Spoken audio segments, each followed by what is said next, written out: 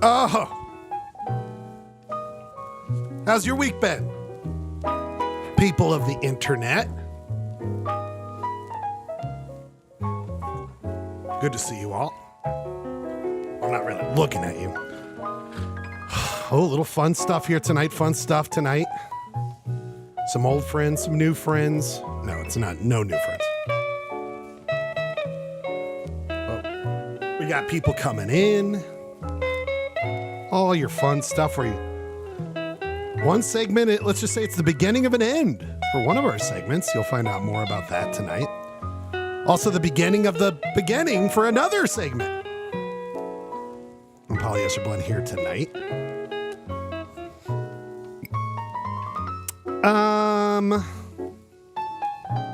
Oh, I need to do this real quick. Scheiße. Scheiße, that's shit in German. It's kind of a fun thing to say. Instead of shit, kind of throw it up. That way the censors don't notice. Scheiße, what does that mean? As they scramble through their German translator. What does it mean? No, we don't have censors. Because we're all about the First Amendment. No. No. We're way less amped up than that. Don't stand for that bullshit. People, so many great segments here tonight that you're going to love. You're going to love, frankly. You're going to love it. Just trying to... there we go. Wait, what the fuck? Oh, that's right. Just getting some stuff in order here. It is the 9 o'clock hour. It does mean we are going to have to go to Polyester Blend.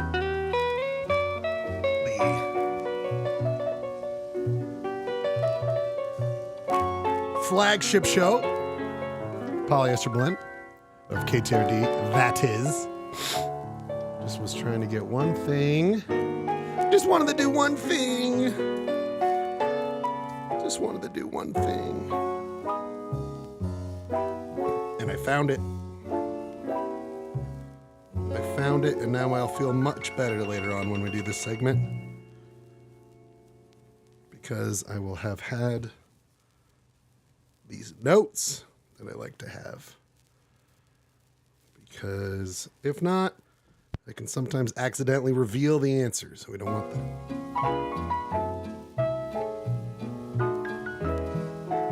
Oh, we got fun stuff here tonight, people. I was like, what am I going to do?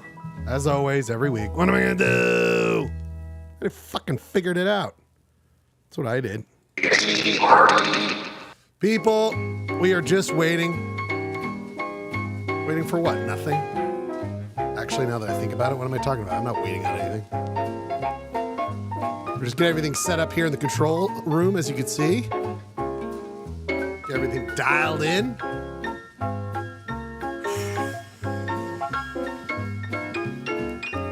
In this new world. This new world we live in. There's my boy. There's my boy. My boy. My sweet prince. Oh, don't tell me it's already a problem. Ryan! Should be good on my end. I can't even hear you at all. That's why you got to have people show up earlier. Show up earlier. That way we don't have to be in the control room. Look at, you can see it. This is what I've always seen. I can hear. Can the people on the interwebs hear? Maybe Jeremy's about to tell me something I don't want to know. Hold on. Maybe things are broken. Oh, boy. Jeremy's going to say you can't hear anything. God. That's what he's going to tell me. I know. Now I know. Actually, I don't know. Jeremy, can you not hear me either? Can no one hear me? I can hear you. Oh, see? Thank God. Oh, Jeremy. Thank God you're here, because I was like, what the fuck? I'm on Hanksville Wi-Fi though, so it's dubious. We want to hear more about it. Don't know how well it's gonna run, but I guess it's at least I can hear everything right now. It's better than Ryan. As you can see, we're in the back of the KTRD. We are in the shed, of course, in the broadcasting range. Thank God, Rob. Thank you for producing. We are live from the KTRD studios out in the West Desert in our broadcasting range. People out there, this is our beautiful shed. We're getting a peek inside of it. Jeremy, I mean, you already beat it. Hold on. We got to start the show properly. Okay? We can't be going into PBL stuff without the proper things. All right, Danny? Oh, wait, sorry, Jeremy. Who are you again? Who was anyone?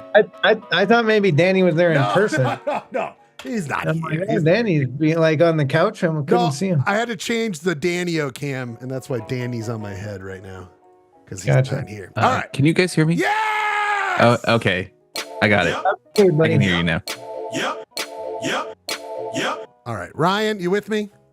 I'm here. Thank fucking Christ. Let's go, people. It's time to go. We got to get into it. It's already 9 o'clock. Here we go.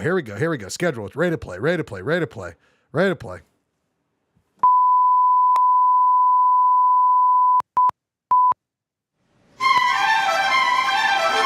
KTRD, home of the Polyester Blend Network, is now on the air. Welcome to another broadcast day.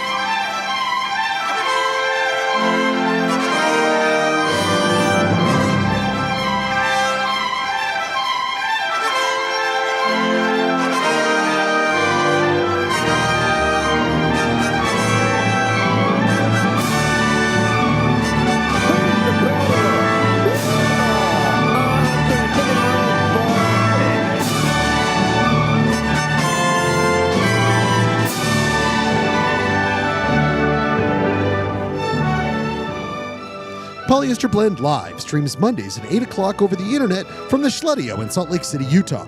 It is also simulcast from UHF station KTRD, 299 megahertz frequency from Hastings Dip in Utah's West Desert. As Polyester Blend Network and KTRD starts its broadcast day, we ask you to join us as we dissect, try to understand, poke fun, and also share our love of this strange Utah existence.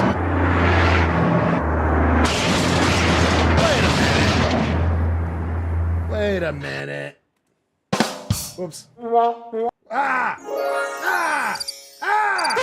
That's what I wanted. It's not no stinking regular polyester blend, people. This is an exciting one. And I don't want to get married ever to anyone. You understand that? You understand that? You can't get married to Clay because he's never here. But this guy, though he has technical things that drive me nuts, he fucking got himself in shape. He's ready.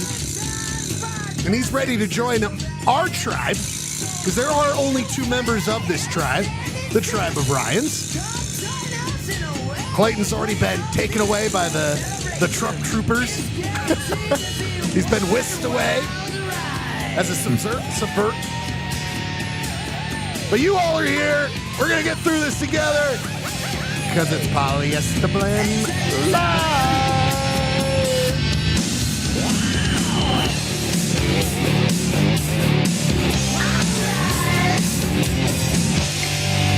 Sure.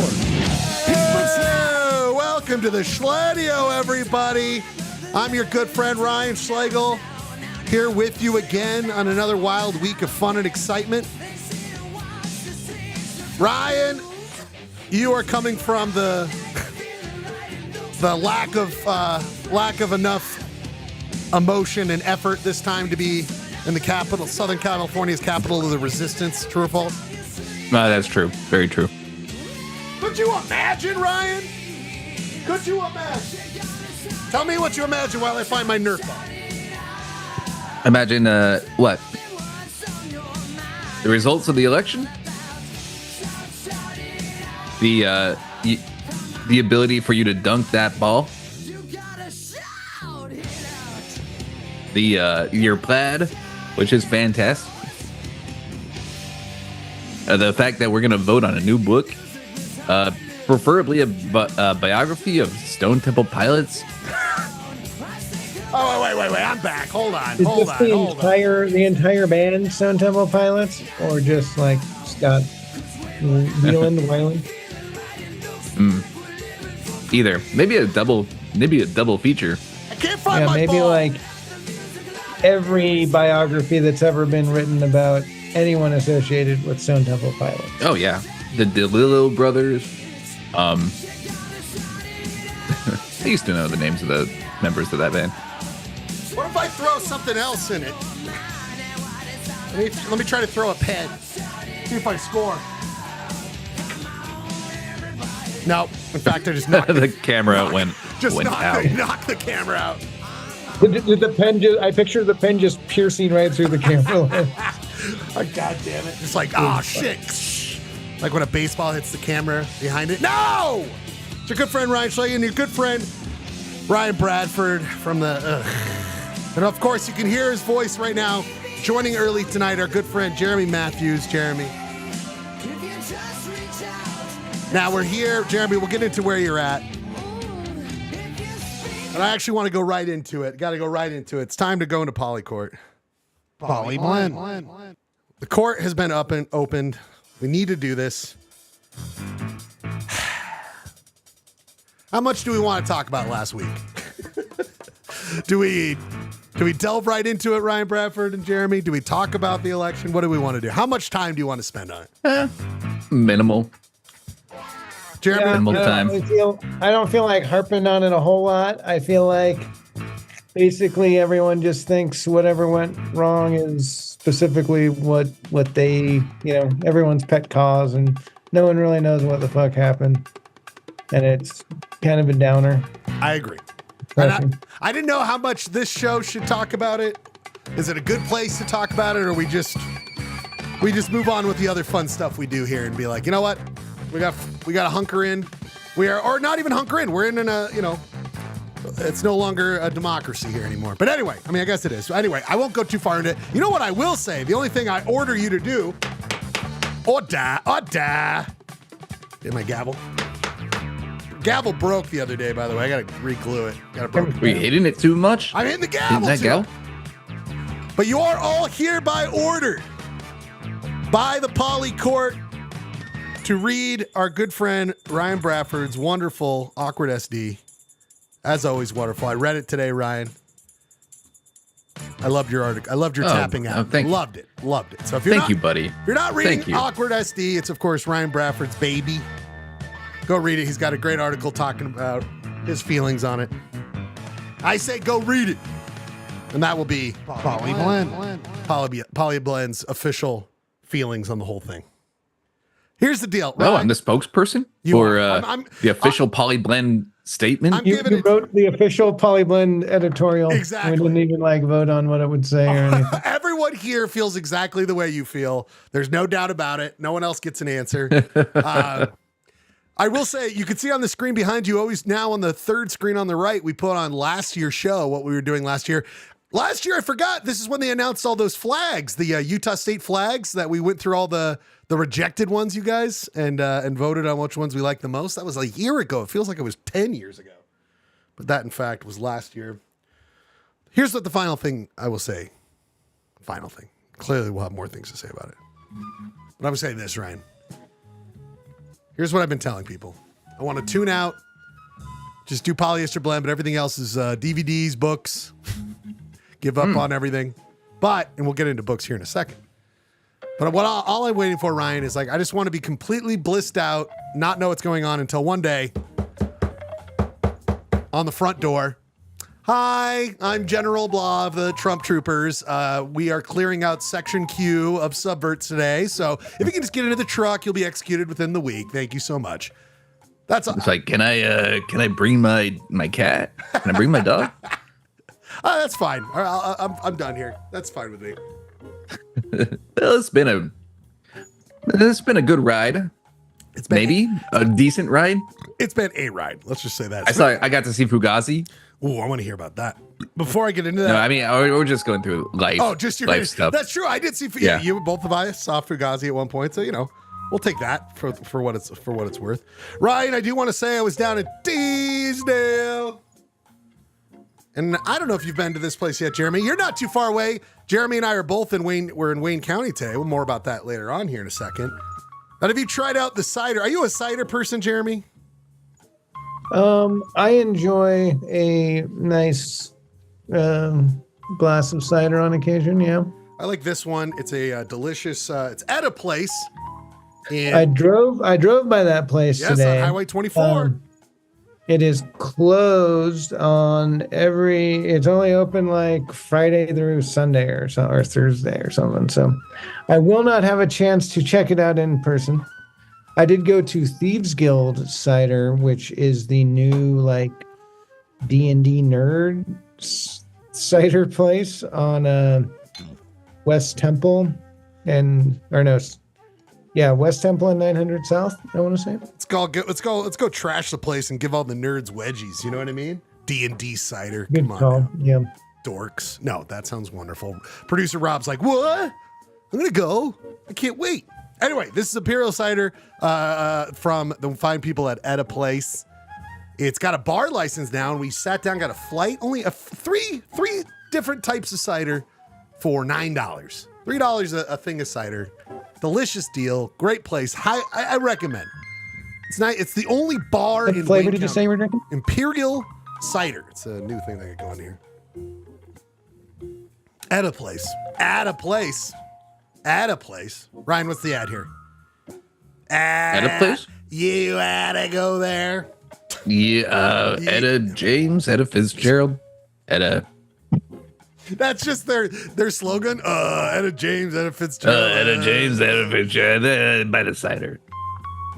Speaking of buy the cider, Ryan, I want to see if you're biting on this. If you're into this, Ryan, just go to this. I need a different camera setup for when I do this. Ryan, what are your dreams like these days? What are your dreams like? Dreams? Vivid? I had a good dream 2 weeks ago, a week or I don't know, that I was riding around on the ski lifts in Park City, Utah. Whoa! It wasn't snowboarding. It was just taking me around the mountain. I was seeing all the new developments, and I was like, this place is very different. It's kind of very similar to every time I go back to Park City, and I'm showing Jessica around, and it's like, that place used to be a that. That place used to be that. And she could not give less of a shit. Mm-hmm. Yes, Ryan, that makes sense. Here's what I would say happened to me though, Ryan. I had an amazing dream the other day. Amazing dream. It was a dream in which I was, now stay with me, okay? Stay with me. I'm out in the middle in the West somewhere, undescript place. And it's like some sort of old mining town or something like this. But I walk in and all of a sudden I'm inside of a whole theater thing going on where it's like, they're like dancing around me and it's like wild and it's crazy and whoa. And all of a sudden I get upstairs and there's Connor O'Malley, the comedian. And I was like, oh, this is like a new Connor thing. And then I get whisked away into another room, and then the dancing moves into a movie. And now I'm watching this movie, and it's all crazy. I look to the left, and Nathan Fielder's there. And I'm like, oh, it's the new Nathan Fielder movie. Okay. And then, Ryan, I see the name of the project on a poster. It's called The Seventh Dimension. And I go, in that brain, that dream logic, I was like, oh, that makes so much sense. It's like the seventh dimension. Like, not the first or second. This is the seventh dimension. And I woke up and I was like, oh, cool. Like, seventh dimension, man. And I'm telling you, Ryan, I want to do something now with the seventh dimension. We need to make some project or something and call it the seventh dimension. I don't know. I hope you wrote a letter to both Nathan Fielder and Connor O'Malley and told them about your dream. Yes, and you can get them on as executive producers for the seventh dimension. So anyway, Ryan, coming soon from Polyester Blend KTRD, the seventh dimension. Don't know what it is. I love it. It is announced. I'm in. It's announced. So real quick, as long as we're talking Utah alcoholic beverages. Yes, please. Kind of glare here. We got But this is a TF Brewing did this New Zealand hop Oh, West Coast IPA it's a collaboration with a hop farm out there, PM Lines Farm, but it's a new hop varietal. And you can get this West Coast IPA at TF and try it out. love TF Brewery. Did not know it stood for Templin Family Brewery. Did not know that. I am over 21. Templin family who, good job. I'm proud of you. This should be a Tyler Ford brewery. Well, brewing. you know what it is? Nick Faulkner named it perfectly.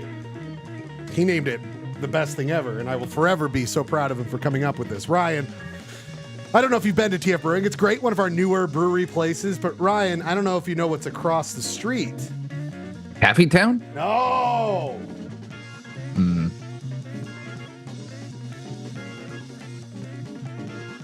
It's Trails. Oh. So Hell yeah. Nick calls it Trails Facing Brewery. TF Brewery. Trails. Oh, Facing no, that's Brewery. good. That's And I was good. like, that's it. That's the name. That's the name. Now, speaking of places and things, true or false, you're in Hanksville, Utah, Jeremy Matthews. I am in the town of Hanksville. I mean, you don't have to dox yourself, but I mean, are you like on the main drag here? I don't know. It's not like a lot of the polyester people are. I don't know how many people are So watching. see that Stan's Burger Shack? Hell yeah. First thing I If saw. you're going, I'm just living in the burger shack. I'm like, these are good burgers. But it's kind of taken. Oh, you actually nailed it. Yeah.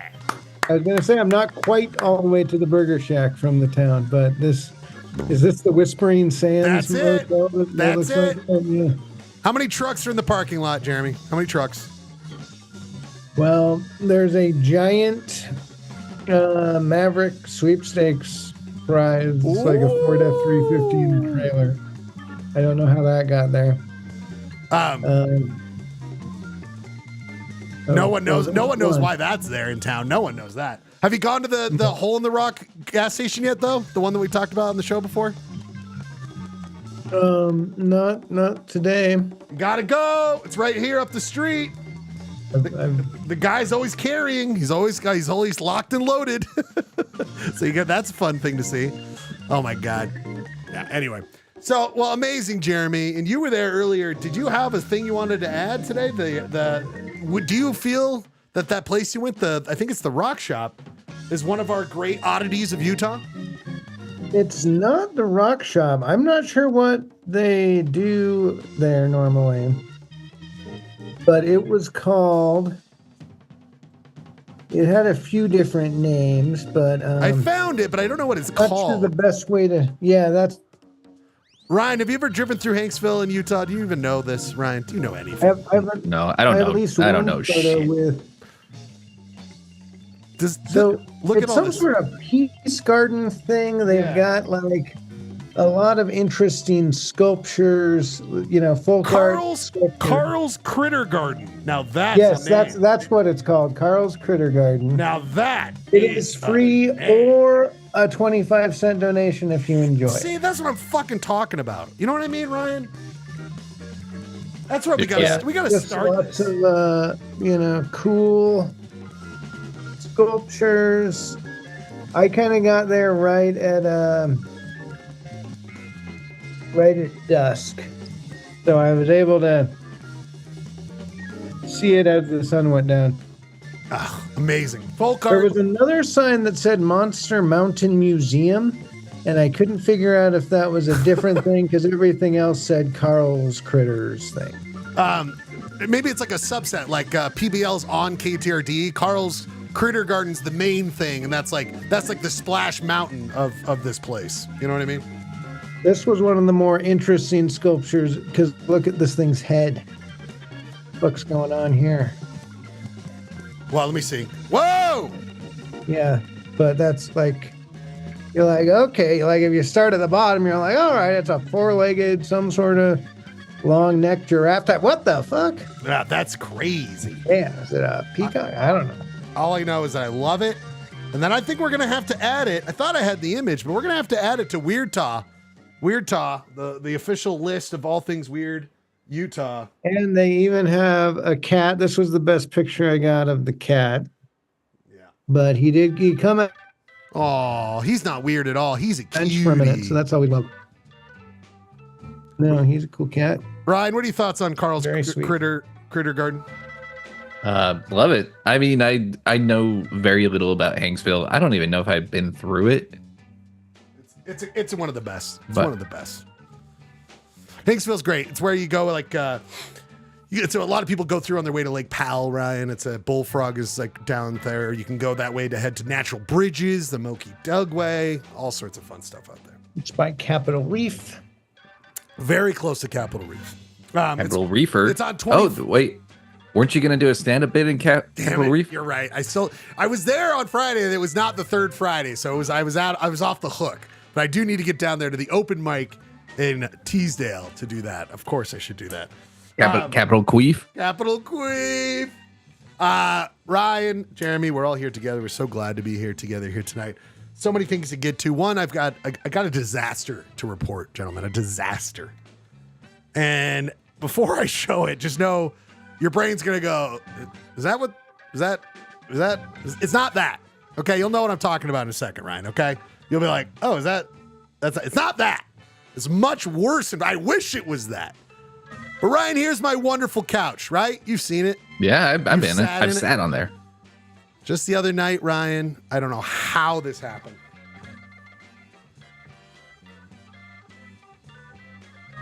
See that, Ryan? Now, It's classic cum stain. what did I say? Yeah. What did I say? Mm-hmm.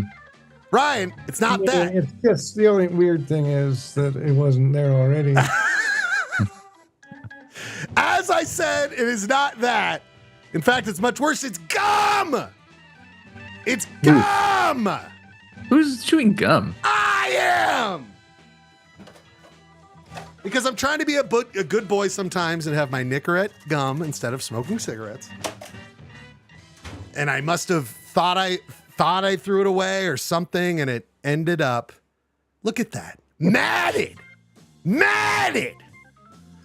I find this. I thought I threw it away. Like I feel like with gum, either you think you threw it away because you took it out of your mouth and threw it away, That's fair. or you That's like, fair. swallowed it, or you like probably had passed out. a few too many drinks and fell asleep on your couch with gum in your mouth.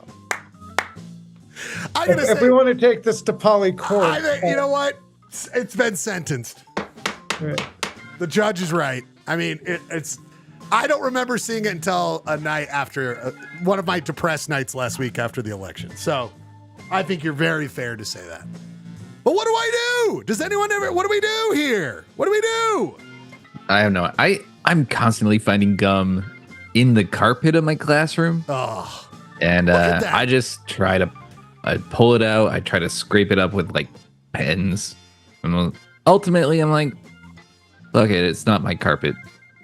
but this is Schlegel's couch, so that's the big problem. that's true. But it. Well, I see you just option come on is- it a lot more times to mask the Yeah, gum. I hear cum really helps get those stains Yeah, out. I mean, that would warm it up. I think I got to get it warm. I have a steamer, right? I could steam it out. I don't know, like. There was a thing I remember, like kind of old wives, mom. What are those called? Like Yeah, Wives' home tale? remedies. Is like if you got gum in your hair, you'd put peanut butter in it. Yeah. What if you smeared peanut butter all over your couch? I'm just spitballing. It just here. happens to be that I always carry peanut butter right next to my couch, hence the problem I ran into here. You know what I'm saying? But anyway, I just, this was a devastating moment for me. Devastating here. The Schledio has not had a disaster like this. I mean, we've been, besides the Black Widow that was living outside of there this year, I mean, I've been, maybe once dropping a beer on a mixer at one point or something. Relatively disaster free. So, nightmare stuff over here. If you are a Polyester Blend listener and you have ideas on how to get rid of that, not cum stain. Okay, let's be clear. Let's be adults about this. Please let me know, for the love of God. Ryan, Jeremy. Ryan, did you get the Ryan's Comics Corner? Did you get that in there? Yeah, I found two that I feel like will bring us up to speed of where we are. I love And surprisingly, I don't think we've done this segment in 2 months, and it is I thought we were going to be lost, but I feel like I get the gist of it. I love it. All right, we'll do that. I just want to make sure I had that lined up for here tonight. Because tonight, a lot of great stuff here tonight. We've got, Ryan just was hinting around, the return of Ryan's Comics Corner, Merryworth edition here tonight. We've got a Wiki music game, you guys, that I had ready for Halloween, so you'll see that it was kind of Halloween theme, but I haven't been able to do. Ryan, I think you'll do excellent on this. I'll just say that. And then we have some results that we did not go over. And Janine makes a good point. Can I turn the cushion over? No, because it's black on the bottom. Can't turn it over. All the cum stains are on the other side. But tonight we will reveal some major turns in the Woodstock 99 draft, everybody. Can you believe this? I'm very excited. It sounds like it completely. But I'd be remiss if I didn't bring up the fact it is a Trybe of Ryaens. That means we are missing our podfather himself, Clayton Scrivener. And I think I have a photo of him on file. Okay, here's Clayton. If you don't know, this is Clayton. He's our third member of Polyester Blend. He is not here this week, Ryan. You knew this, right, Ryan? You knew this. Oh, I knew coming that. in. Yes. Jeremy, did you hear about what happened to Clayton? I heard he had some like horrendous teeth incident. That's like, right. teeth fell out. When our good friend returns, he will be a little less than his normal self. That's right, Clayton lost a tooth. There, you can see a new updated photo. There's Clayton missing his front tooth, Ryan. You don't want to miss that. You know what I mean? You'll lose one in the back, like no one's gonna know about. An up front one, that's a bad one to lose. But he'll get his chili through a straw, right? And there you can see Clayton doing two of his favorite things, playing cards and eating chili with his cool band photo or his band t-shirt. You see that, Ryan? It's like a banjo bass. I mean, that's probably like his homage to Deliverance. The great. Absolutely. Absolutely. So if people are wondering, where's Clay Dog this week? He's missed, his tooth is missing. Get better soon. It was unannounced. He'll tell us the story about it next week. But that is why our good friend Clayton is not here. But we got to get to some real business here. Last week, a resounding success with the Polyester Blend Book Club. Right, Ryan? Oh yeah, Poly Blend. Resounding success. I think that's an understatement. Yes, it was a huge success, is what I would say. And we loved it so much, Ryan. You said the next day. In fact, you're like, guys, we got to do it again. We got to do it again. We got to do it again. Well, I don't even think it was me. I think it was either Clayton or Gurky. Oh, okay. Well, guess what? Pauly Shore. We heard what you had to say, people, and that is why this week we are going to throw out some suggestions for the next book club. And Ryan, I thought I'd start with you. You had some good ones. Jeremy, I think you said you had some ones. If you want to add to the list and we can vote on it by next week or something like that. Ryan, I think you or Jeremy brought up and I was thinking about this the other day too, because I have never read it. Breakfast of Champions, my friend, from Kurt Vonnegut. Yeah, I brought up that or Cat's Cradle. We were talking about really fast. Both of them are quick reads. Ryan, Cat's Cradle is probably Yeah. a little quick. is it DD or 1D. 1D? Thank you. I know how to spell. I don't. Well documented on this show. Ryan, where do you go with Kurt Vonnegut? Where have you been? What's your relationship? I am sorely underread with Kurt Vonnegut, and everything I read by him, I'm like, damn, that guy was like so smart and like had so many good things to say about society and life. And Friend of the show. Yeah. And I just think, yeah, I don't even know what Breakfast of Champions is about, but I feel like it would be a good read right now. I haven't read it. I read Cat's Cradle in high school, and I don't think I quite got it. Yes. But you know what we can do? Well, first of all, here's what I want to say. Friend of the show, one-time co-host who I don't know if his anxiety says he'll never come back. Ryan Holyoke, our good friend of the show. Kurt Vonnegut is one of these who he says shaped the way he thinks of the world, you know, and how he thinks of society. And I think I remember Jeff Gway bringing something up similar. By the way, something in the cooks, something cooking with me and Jeff Gway a little bit down the road, just so you know. He came with an idea. We're workshopping it right now. But He says it. Jeremy, you say it. Not like this matters at all, but I just was listening to an interview with Jon Stewart. Not like this matters, but he just said that was a big formative thing for him. Yeah, it just seems like one of those, like, maybe it's time, especially in the wake of what's happening. You know, I need some, the way someone was saying it the other day was a guy who'd been and seen horrific stuff during war still had optimism for society or something like this, you know? So I think that's where my vote is leaning, is Breakfast of Champions. But is there any other ones, Ryan, that you threw out a couple last week? I don't know if you were just kind of throwing them out there. Anything that you think would be a serious contender? Oh, the only one I thought of was Lolita by Nabokov. What? Which is spicy. Yeah, I it's one of those like perennially provocative, controversial books, but I've heard it's just like so good.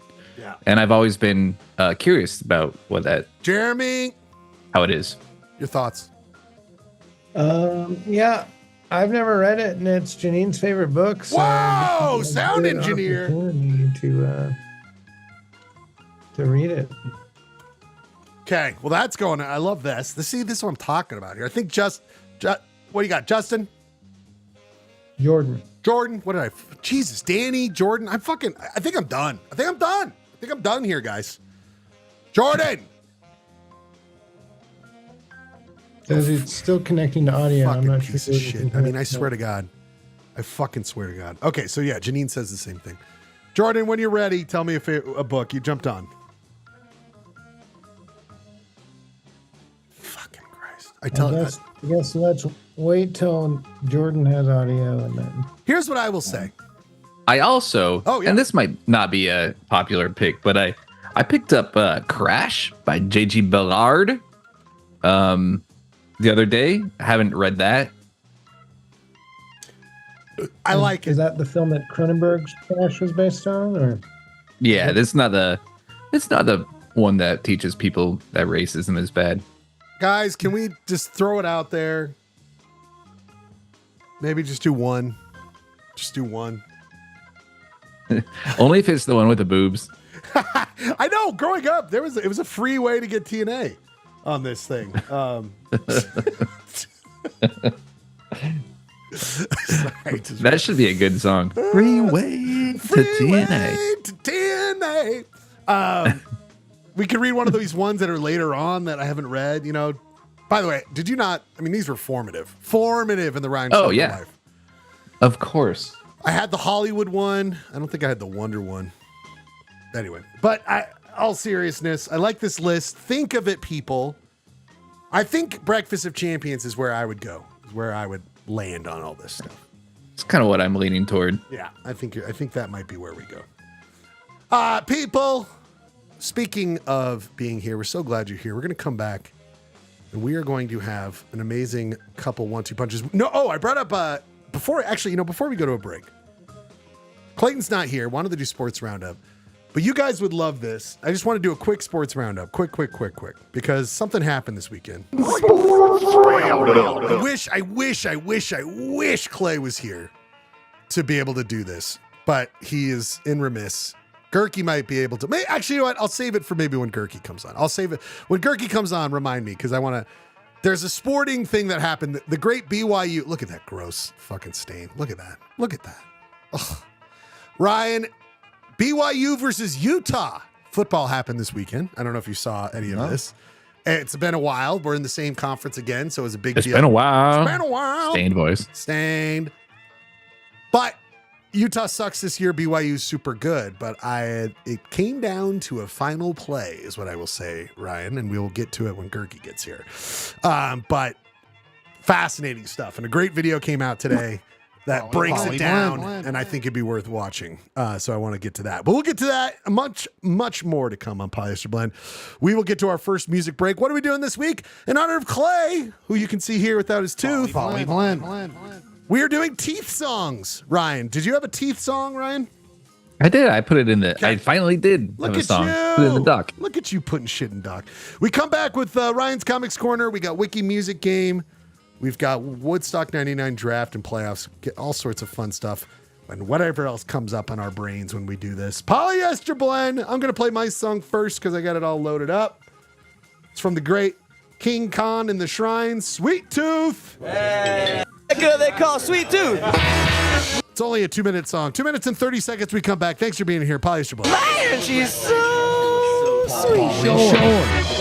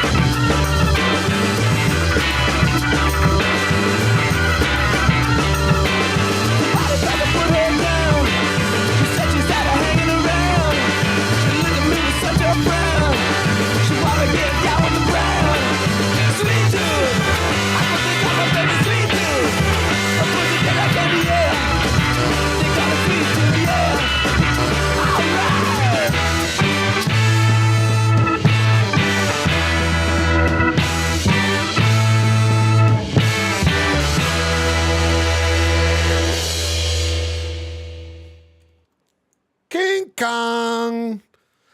King Kong. It's like ding dong. King Kong. In the Shrines. Poly Blend. I love that band. I haven't checked. I haven't caught up. I haven't been up to date with everything they're doing. But that was a band I went through a phase of loving a lot. And I should listen to them again. Did you ever get into King Kong, any of the King Kong universe, Ryan?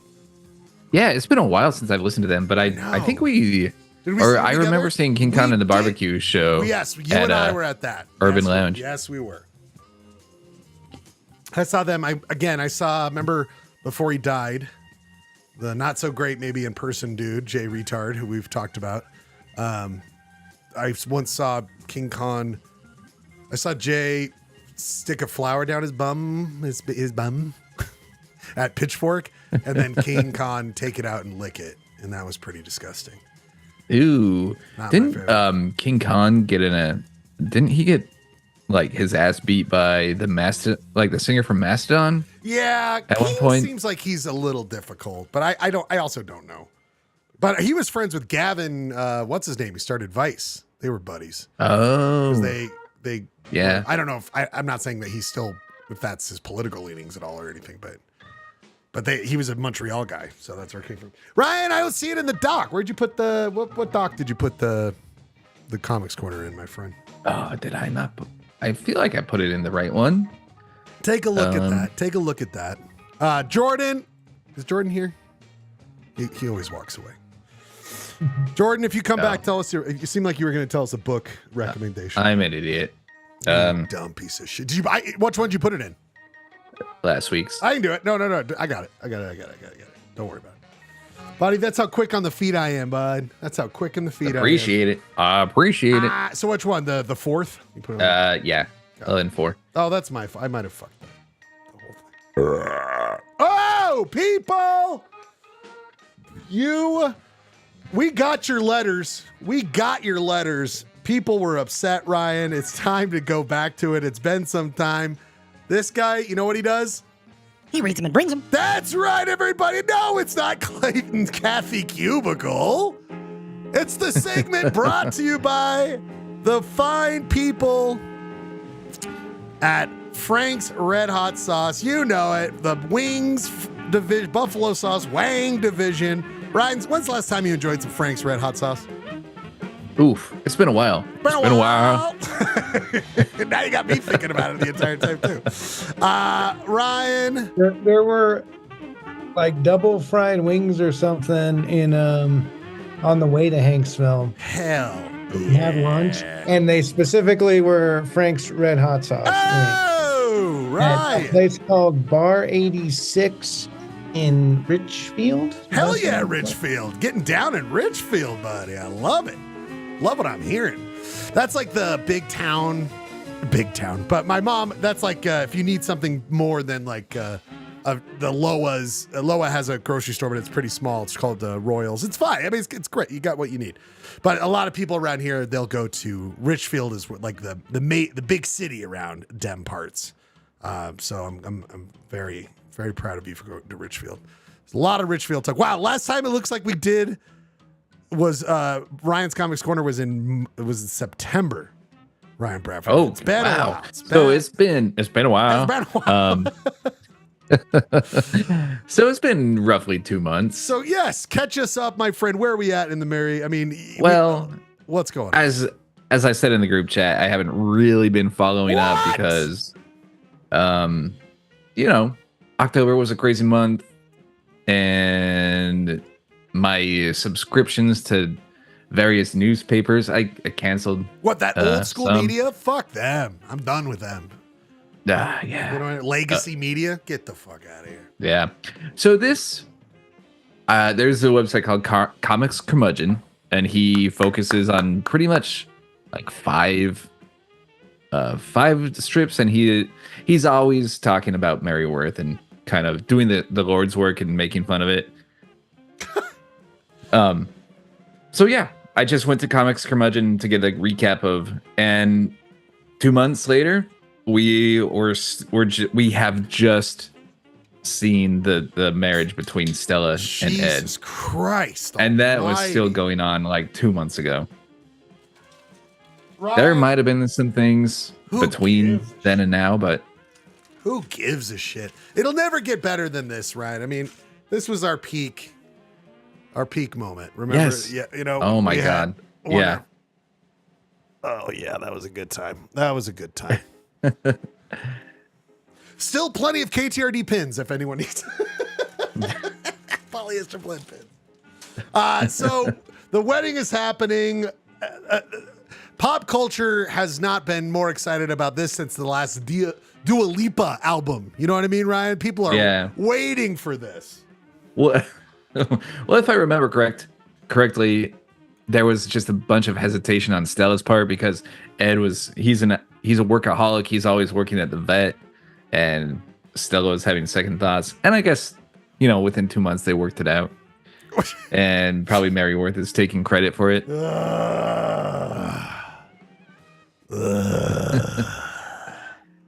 So go ahead, my friend. Please. So yeah, these aren't Sunday editions. These are just two dailies that I feel like encapsulated what we need to catch up. All right. So, and we have looks like a guest star, Tim Walls. He's joke of the night. performing the joke of the night, right? He's performing the ceremony. Looks like we have Tim Walls here. Ew. Very good stuff, my friend. So these are both two separate two panelers. When Stella marries Ed in his living room, and here's Mary, she's thinking, love conquers all. And then we have Tim Walls saying, do you, Ed, take Estelle to be your wife, to have and to hold from this day onward? Then Mary says, I'm happy for Stell. Dr. Harding seems like a good match for her. And that's the comic. That's a day. And then the most recent one, we're working too Stella hard. and her boyfriend over here at Polyester Blend are out yachting around in Santa Royale. The next day, as Mary and Jeff cruise on his boat, That was quite a wedding between Stella and Ed. Mary says, I'm proud to have had a part in making it happen. I helped Stella realize that her previous marriage to a workaholic made her wary of committing to Ed. And commit she did, but I wonder about their future as a married couple. So, once again, you got Mary thinking that she's God's gift to humanity. I helped Stella realize that her previous marriage, blah, blah, blah. It's like, okay. But we can all agree that Yacht Mary, total gilf, right? Oh, yeah. Oh, yeah. We got the freeway to some TNA. I mean, what a wind blown hair. She Just is assuming she's right all the time. beautiful. She is beautiful. The confidence she The exudes. confidence. Yes.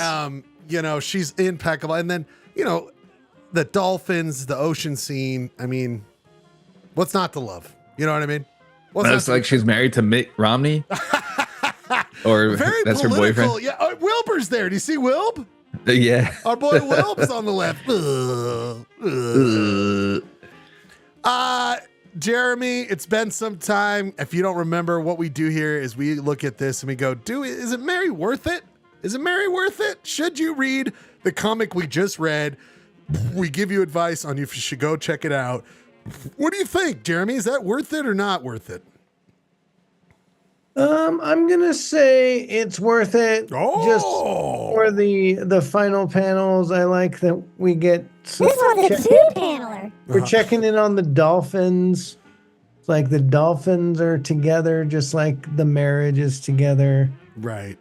And like you said, Mary's looking pretty hot there. So. Sorry, this is just a Mary Weir thirst trap over here on Polyester. It really is, yeah. So that's a thumbs up from Jeremy. He likes it. The Wilbur thumbs up. I'm going to go ahead and say it's a thumbs down from me. It's no good, no bueno. I could go without it, but I don't know. You know what? I'm going to move it. I'm going to upgrade to nah. But you know what? First ever. You reminded me. It's like, how do you not like that moment you fell in love with your special person, Mary Worth? I'm going back up to thumbs up. You're right. Because it's like we fall in love with her all over again. We fall in love with her all over again. Now, Ryan, should we announce here today? Are you ready to announce? I think so, yeah. Rip the Band-Aid off, my friend. All right. So probably next week will be the last Comics Kingdom. Wait, first, don't Jordan and Ryan need to tell us whether it was Mary worth it?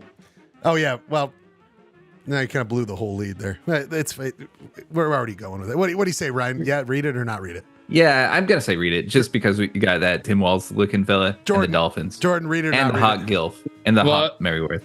I was gonna say no, but now that I know that there's a limited supply of Ryan's Comics Corners in the future, I guess definitely worth it. It's a worth it from both. Go read it, Ryan.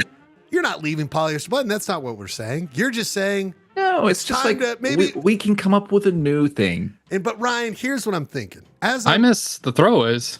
I know. I do miss the throwaways. I miss the throwaways too. It evolved, Ryan. Here's what I would say. We're going to do a send-off. Not next week, but in the near future. Okay? But maybe not, because next week we'll have to talk about next week. But after that. Because I want to send off Ryan's Comics Corner the proper way. Maybe we look back at some of our favorites, Ryan. Some old clips. You know what I'm saying, Ryan? Make a whole thing of it.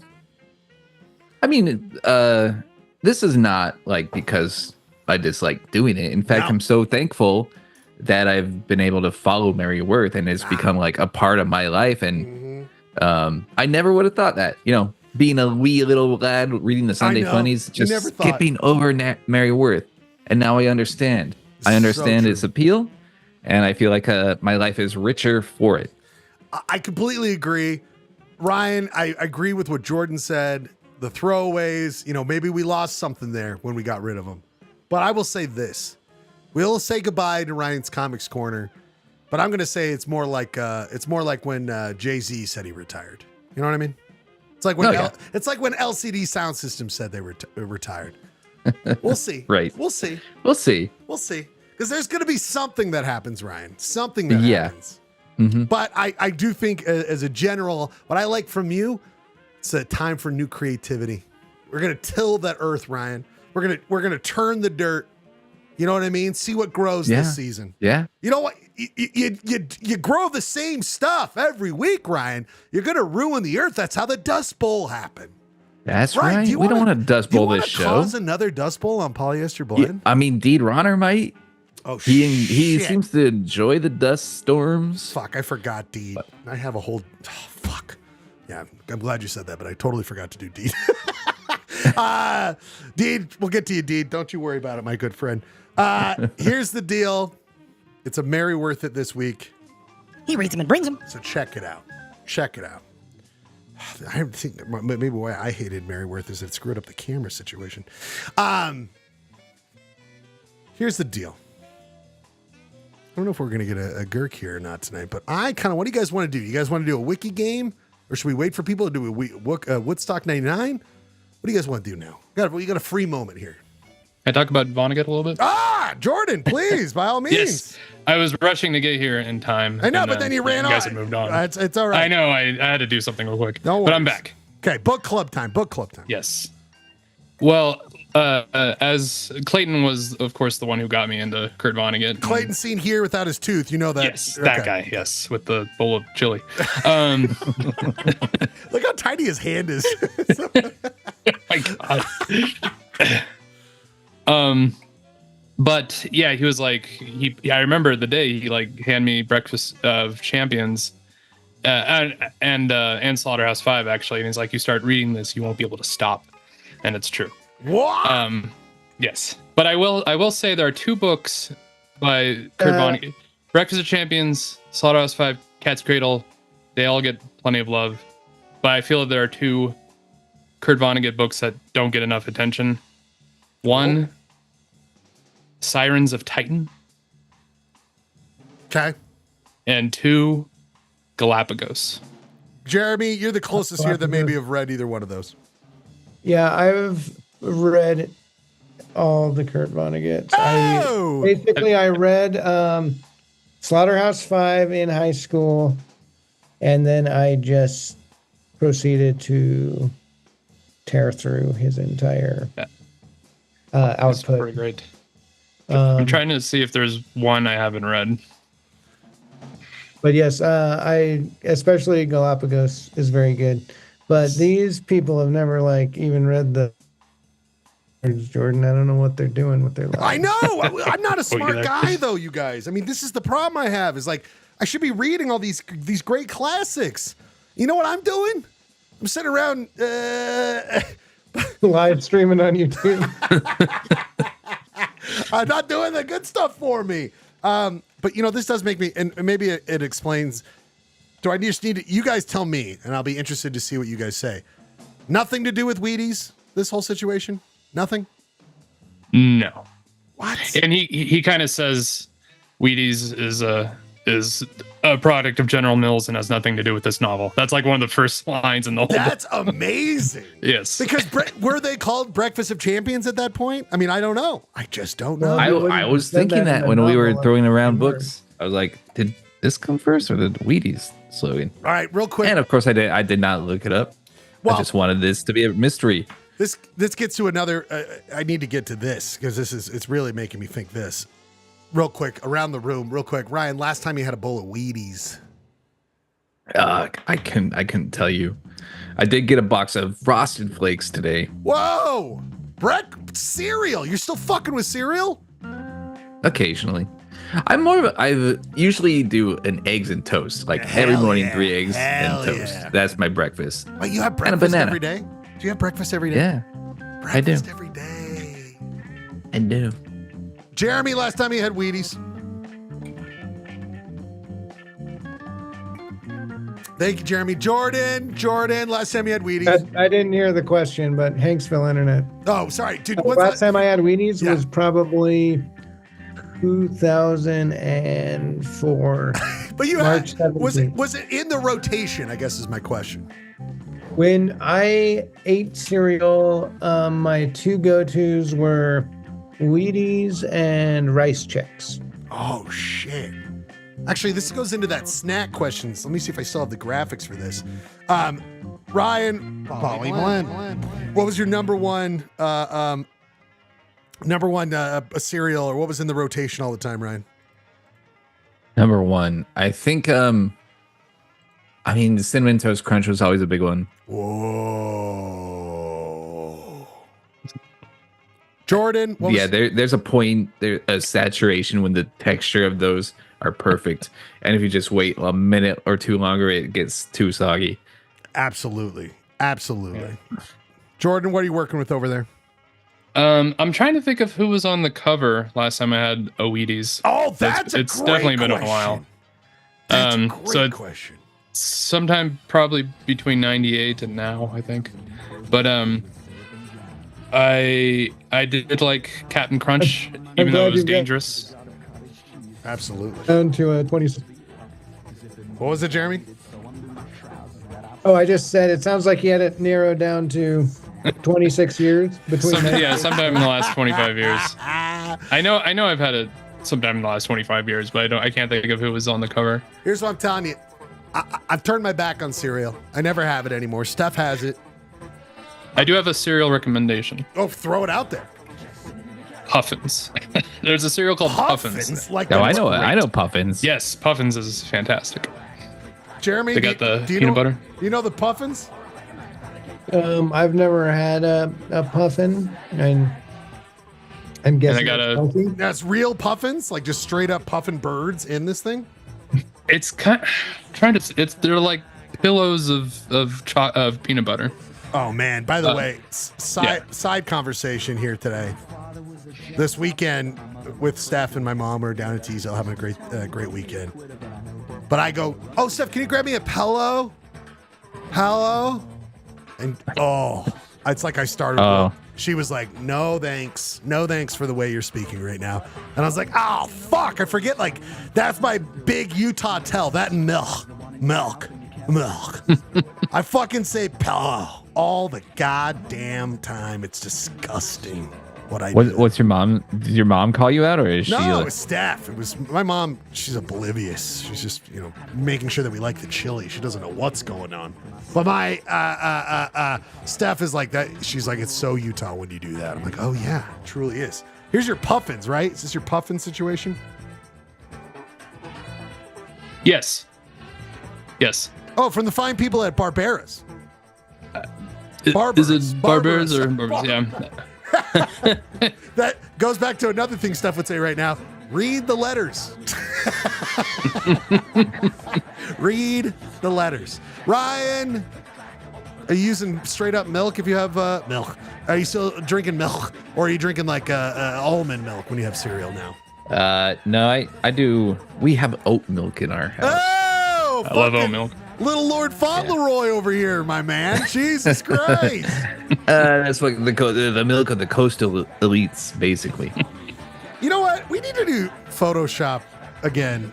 Fuck Clayton and his bullshit not having it. We should just do it ourselves, because I just literally was like, we need to come up with our own like polyester blend version of Little Lord Fauntleroy.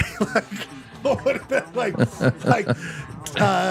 tiny tyrant Tauntleroy. Like we need Ryan. I think we need to do, or should we do Little Lord Fauntleroy fan fiction, Ryan? Is that something we should do? I'd be down. We keep up. Well, there's Little Lord Husky Boy. Oh, that's good. Little. Does anyone? I don't even actually know what Little Lord is. He like? It's like a book, right? Oh, is that what we read for our next book? Oh my god. Ryan, ever read Little Lord Fauntleroy? No, I actually don't think I've heard of him before. Oh, really? Yeah, Oh, it's one of but the great Tom Sharpling talks a lot about Little Lord Fauntleroy. Little Lord Fauntleroy over here. But like, I think it was in 1800s. Like, oh man. like a Richie Rich. Yeah, exactly. By the way, costume next year, Ryan? Little Lloyd Fauntleroy for next year. Yeah, we could go. We could all do that. I haven't cut Husky, I talked about the little husky boy, little Lord Husky boy. I haven't cut my hair yet, Ryan. I still have yet to go to the barber. Maybe I just go with the little Lloyd. Can you give me the little Lloyd Fauntleroy haircut? Like, can you give me that, please?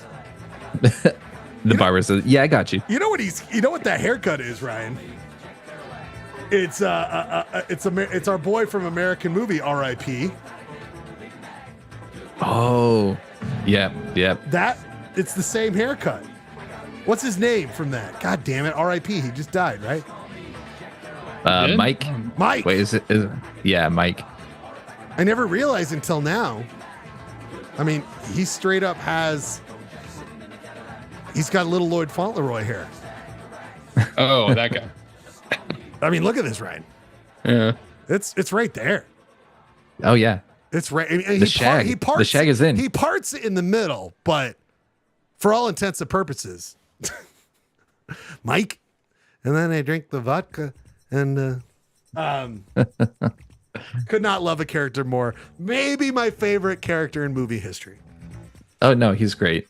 That's a movie. Goddamn. Anyway, people, we must get to it. We must get to it. You might be asking. Not that. Sorry, we're back talking about this. Poly blend. Ryan, Poly blend. we got to get to your part here. Your part, by that I mean, is your song. Because after this, we're going to come back and we're going to go into the Woodstock 99. I know we're missing some of the characters here. We'll see where they're at. I'm going to try to get them during the music break because there are some big reveals, Ryan. Big reveals in Woodstock 99. So we're going to do a KTRD Sports, talk about that U of U football game, and then we'll wrap the show up with some Wiki. Oh, and then we're going to do some Limp Bizkit crew because I want some Rex, Ryan. We're going to do some, I feel like we want to, I was thinking, I want some movie Rex, Ryan, but then I was also thinking, and this goes back to the book club, if we're going to do Kurt Vonnegut, I feel like a companion piece. I've been thinking about doing like we do a artist, because this is a music show, a part of it. We do a deep dive on a musician too. KV, Kurt Vonnegut. We do both. You know what I'm saying? Pair our, listen to the discography of Kurt Weill. I don't know. What are your thoughts on that? I mean, I'm down. I don't know Kurt Weill. I know you're a Kurt Weill head. I'm a Kurt Weill head. He's just a person that I have not paid attention to at all. So I would be down for a deep dive. You know what? Maybe to educate myself. You know what? That's something I've been thinking about too, Ryan, is that one of us could pick one of our favorite bands and do like a 30-minute explainer. Like, I know Kurt Weill. I could do a Kurt Weill thing. You could do a Blink 182, Offspring. You say no more. Say no more. Do you know what I'm saying, Ryan? Like a 30-minute segment where it's like we don't go into the deep part of it, but just like maybe primer. A primer. And I'd like to do it based on, we throw out artists we like, we all come with a list, and then the least, like, so if you have a band that the least, like, no one else is really into them, and that, it might be a little hard, but you know what I'm saying? Like, 3 or 4 of us don't know about it, or half of us don't know about it. That's what you do. Like, the bands we don't know about, to try to fill in the gaps of what we don't know. You see what I'm saying, Ryan? I think this could work. This could I be think it could be something. Could be a thing. Music primer. Okay, put down. Ryan, we're doing teeth songs in honor of our good friend Clayton Scribner.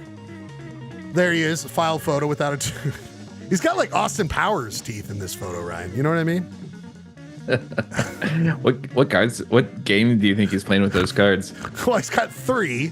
Maybe Go Fish, by himself. Who knows? Just sad about his tooth. What I love is that's now the new photo of Clayton whenever even when he's on the show, like, if you don't know who Clayton is, boom, boom, boom. I'm gonna get a text tomorrow that's like, "Oh, I didn't really like the photo. I didn't really like that photo. I just gotta say." That's definitely gonna happen tomorrow. All right, people. We're going to go to Tooth songs in honor of our good friend Clayton Scribner, who cannot be here because it sounds shitty. Like he didn't plan on this. Like he was like going in to just go to get a checkup. And they're like, Tooth's got to go. And we're on the river this week too. So hopefully he gets better before the end of the week. Ryan, what do you got this week? What did you put? Did you put it in the old one, Ryan? The one from last week? I think so. It's called Every Night My Teeth Are Falling Out by the Antlers. The Antlers. Now that's a band I haven't thought about in a while. I sent over a good teeth Yes, song. I've got yours. Will be third, Jeremy. I saw yours and I appreciate it. Every night my teeth fall out. Ryan, how much did you go deep in the antelope world? Or antlers? I mean, I loved their Hospice album, and I loved this one, the follow-up, Burst Apart. I just kind of lost touch with them after that. Jeremy, last time you listened to the Antlers? I never really had enough opportunity to get into the Antlers. So Jordan, last time you listened to the Antlers? If I listened to the Antlers, it might have been on accident. There we go. Guess what? You're going to listen to them right now. We'll be right back. One music set. We'll be back. Sure.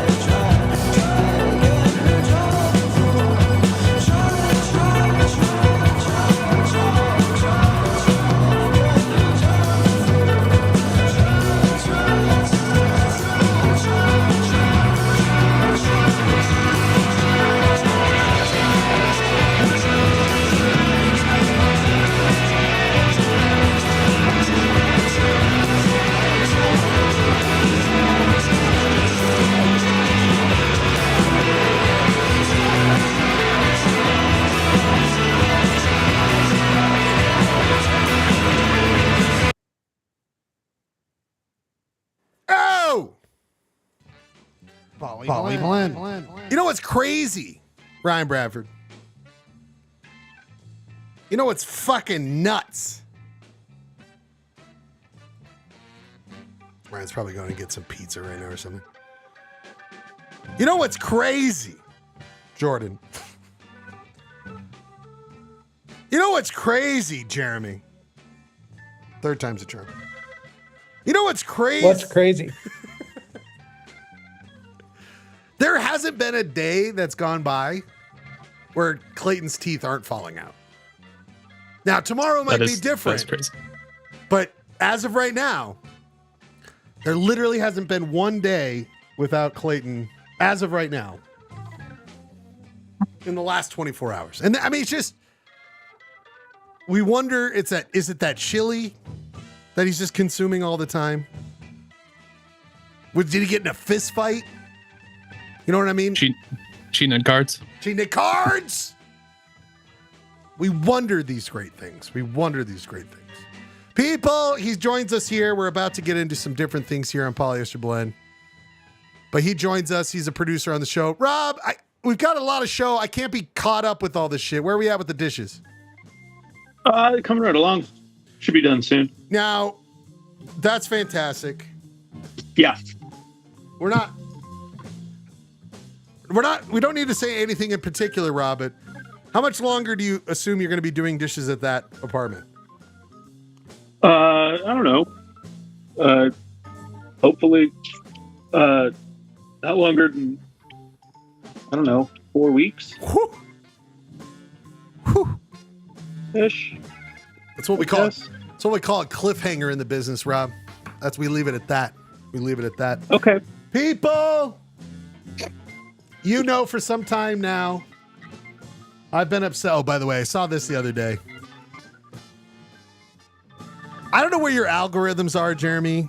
Do you have a lot of music, YouTube? Is that a big thing in your life?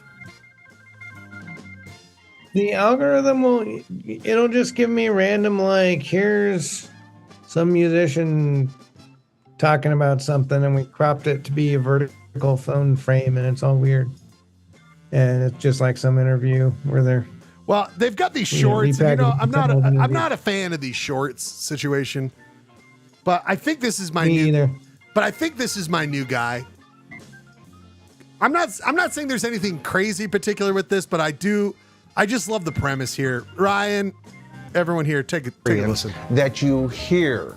Is it at a... Now, I said that this album is also one of my top rock and roll albums. It's not only that, folks. It's one of those rare albums that I consider a near perfect album. Now, when I talk about a near perfect album, I'm talking about an album that, to my ears anyway, doesn't have any weak material on it. I mean, I'm all in on this guy.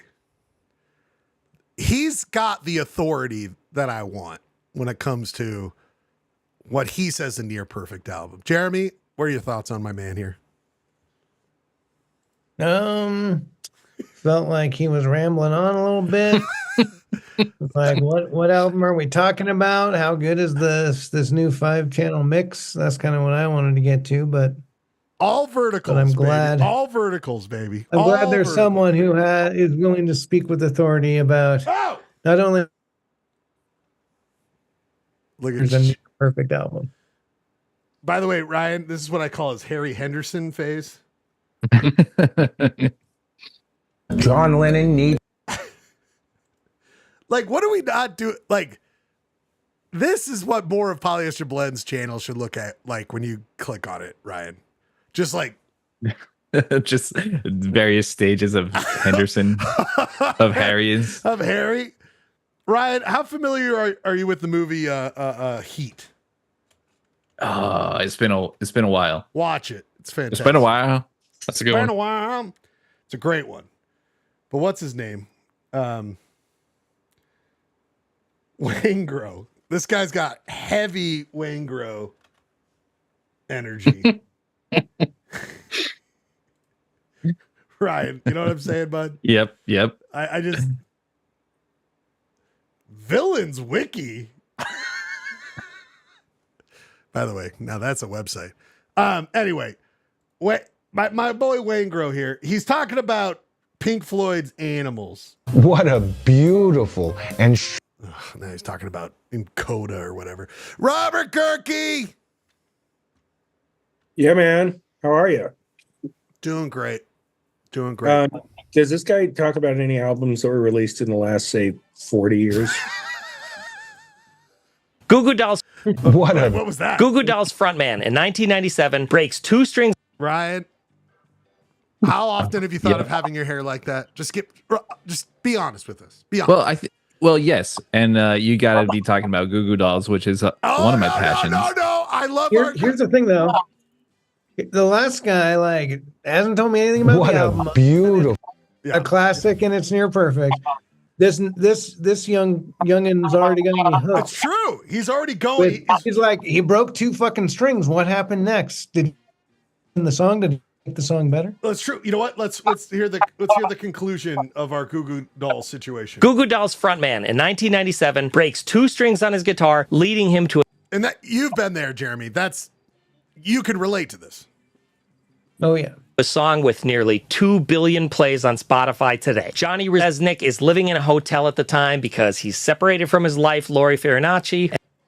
I think he said life. I think he said life. Yes, he did. And Warner Music calls him about a movie they're making. It's called City of Angels. And he's excited because the soundtrack is going to have huge songwriters. By the way, I'm already inspired to do a bit like this where I just don't stop setting it up.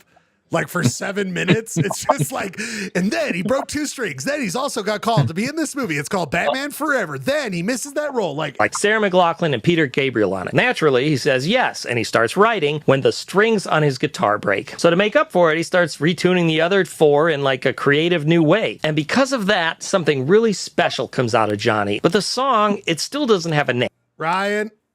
Sorry. Is this the 60 songs that changed the 90s, that defined the 90s guy? Easy. You're trying to stab me right there in the gut with what I'm not. Ryan, how often have you thought of a blood red shirt, sleeveless jean jacket in your repertoire, brother? Every day. Kirky, how many sleeveless items have you owned? 7. Go through each one. Also, here's a fun fact. I actually own this album. Doesn't shock me. The City of Angels soundtrack? Yeah, and by the way, Girk, now that I'm starting to think about it, only show up on Polyester Blend with sleeveless items. I'm sorry. Enough is enough. Right now.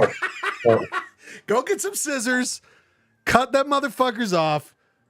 So he's paging through the LA Weekly and he sees that Arkansas singer-songwriter Iris DeMent is coming through town and he falls in love with the name Iris. Yeah, Iris DeMent is fantastic. It's the perfect name for this song because it's sung from the character of an angel played by Nick Cage about a human being he's in love with, Meg Ryan. But here's a weird part. I gotta clip that, and that's got to be one of the clips we play or a soundboard. Hold on. Sorry, real quick, guys, real quick. The only thing you have ever cared about in your life is nugs, chilling, and grinding. Safe. Let's just do a real quick record, guys. This is modern technology, kids. Human being he's in love with, Meg Ryan. But here's a weird part. I got it. So it was really just the first 2 seconds. Weird I had part. that hook. I know, But that's all you need. We're still watching it. I know. I can't get enough of it. I cannot. Because now I want to know what Here's a weird part. Got it. Saved it in the bank. Let's listen to it. Though that song was such a huge hit that it spent 18 weeks on Billboard's Hot 100 airplay, it wasn't released as a commercial single, so it wasn't even allowed to chart on regular Billboard Hot 100. But, I mean, do charts really mean anything? Because it didn't stop Iris from being on the 2024 Deadpool Wolverine soundtrack. The Happiness playlist is my... What? Is this what a beautiful... Is this what's going on out here? Here's a weird part. Here's a weird part. Ryan, 2 things before we get to something that needs Gerkie's attention. Ryan, we go back to my favorite YouTube channel, Alien Worlds. Ryan, the mood celebrator. A couple new ones I think you'd like. A only Catwoman Batman Returns ambient 2-hour-long music, which I generally think you would love. Here's where I think they go a little. Who wouldn't love that? But here's where I'm like, now this is for me. Nice.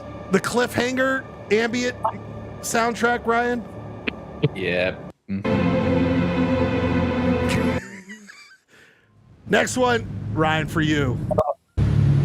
I love this stuff. I know. I can't get enough of this stuff. Yeah. Wait, which one is that? Oh, I thought it Looks was like Halloween. but it wasn't. It's your movie, Halloween. Oh. And then, Ryan, everyone wants to live inside a DOS boot, right, Ryan? Yes. Someone in 1980s were like, this is bullshit. I can't live in a soundscape that gives me the vibes of the hit movie Das Boot. Next one, Ryan, which this one was for me. Have you ever wanted to live inside of 2012's Steven Spielberg's Lincoln? Oh yeah. That's what I was thinking the entire time. Like this movie rules, but what about Deep Blue Sea, Ryan? Deep Blue Sea? You want to live inside a Deep Blue Sea? Yes. We've all wanted to live inside a Deep Blue Sea. The last one, Ryan, War Horse. Oh my God, yes. How many?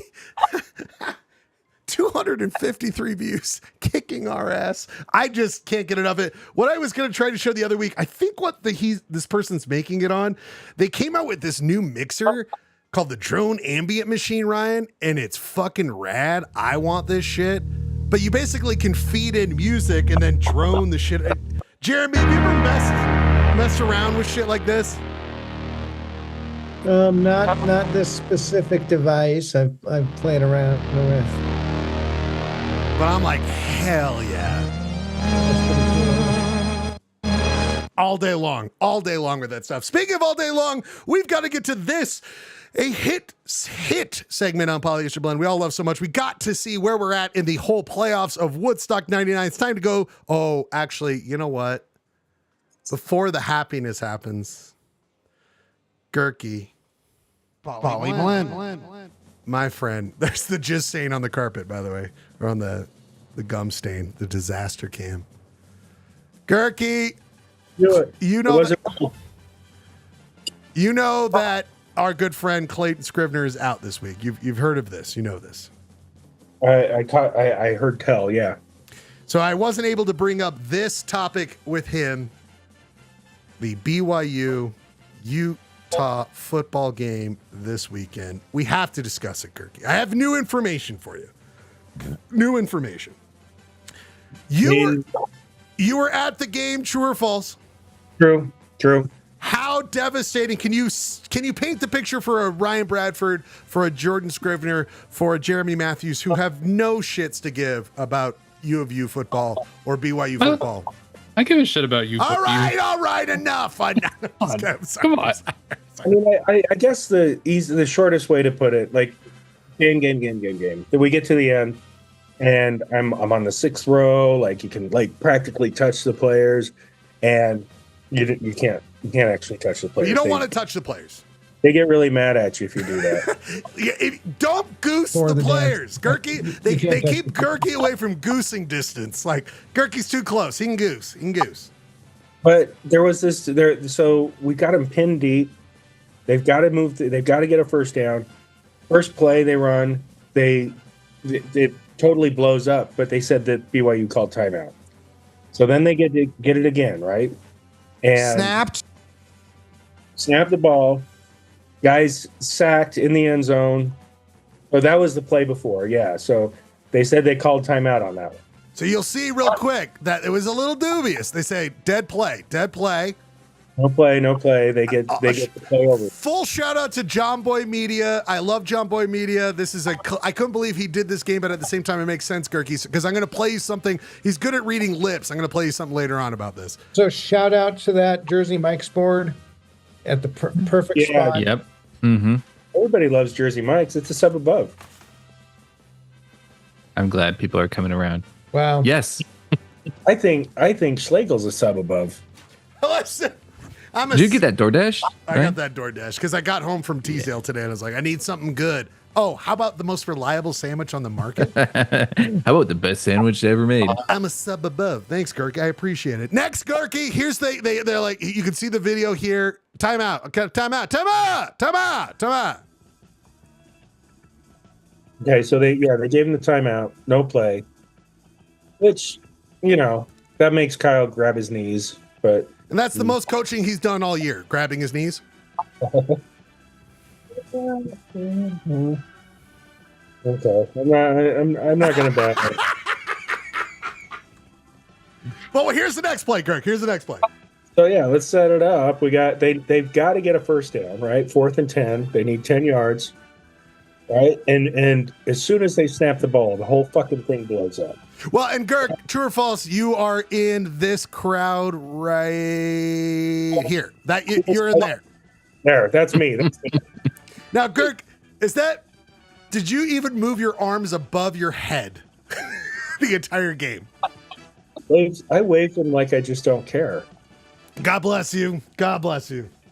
So here's the play. This is it. Yeah. 4th down. They immediately get blown up.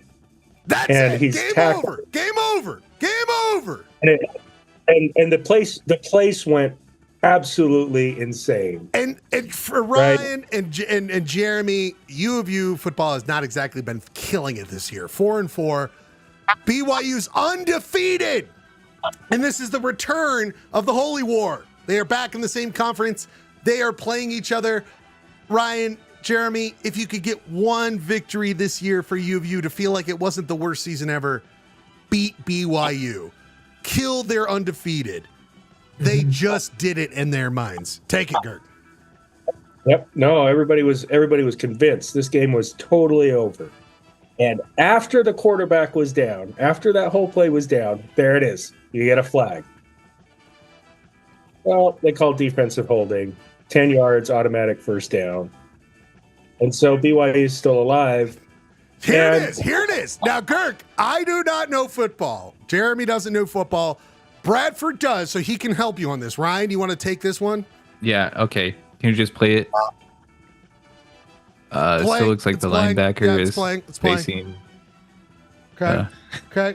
No, this is right. This is your speed. Here we go. Okay, so it looks like the guy in red. He's dodging. He's pushing. There's a guy sweeping.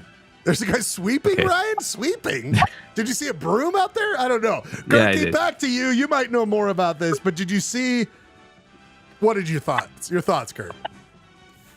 So, it looks like he maybe pulls his shoulder. Do you see this? That started to come out.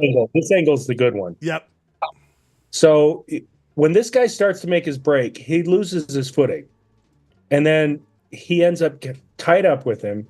So is it legal for them to grab each other's shoulders like that? Is that allowed? That's sort of incidental contact in a lot of ways, but Gert, John Boy makes the point that wasn't where the guy threw the flag, or as Ryan said, sweeping.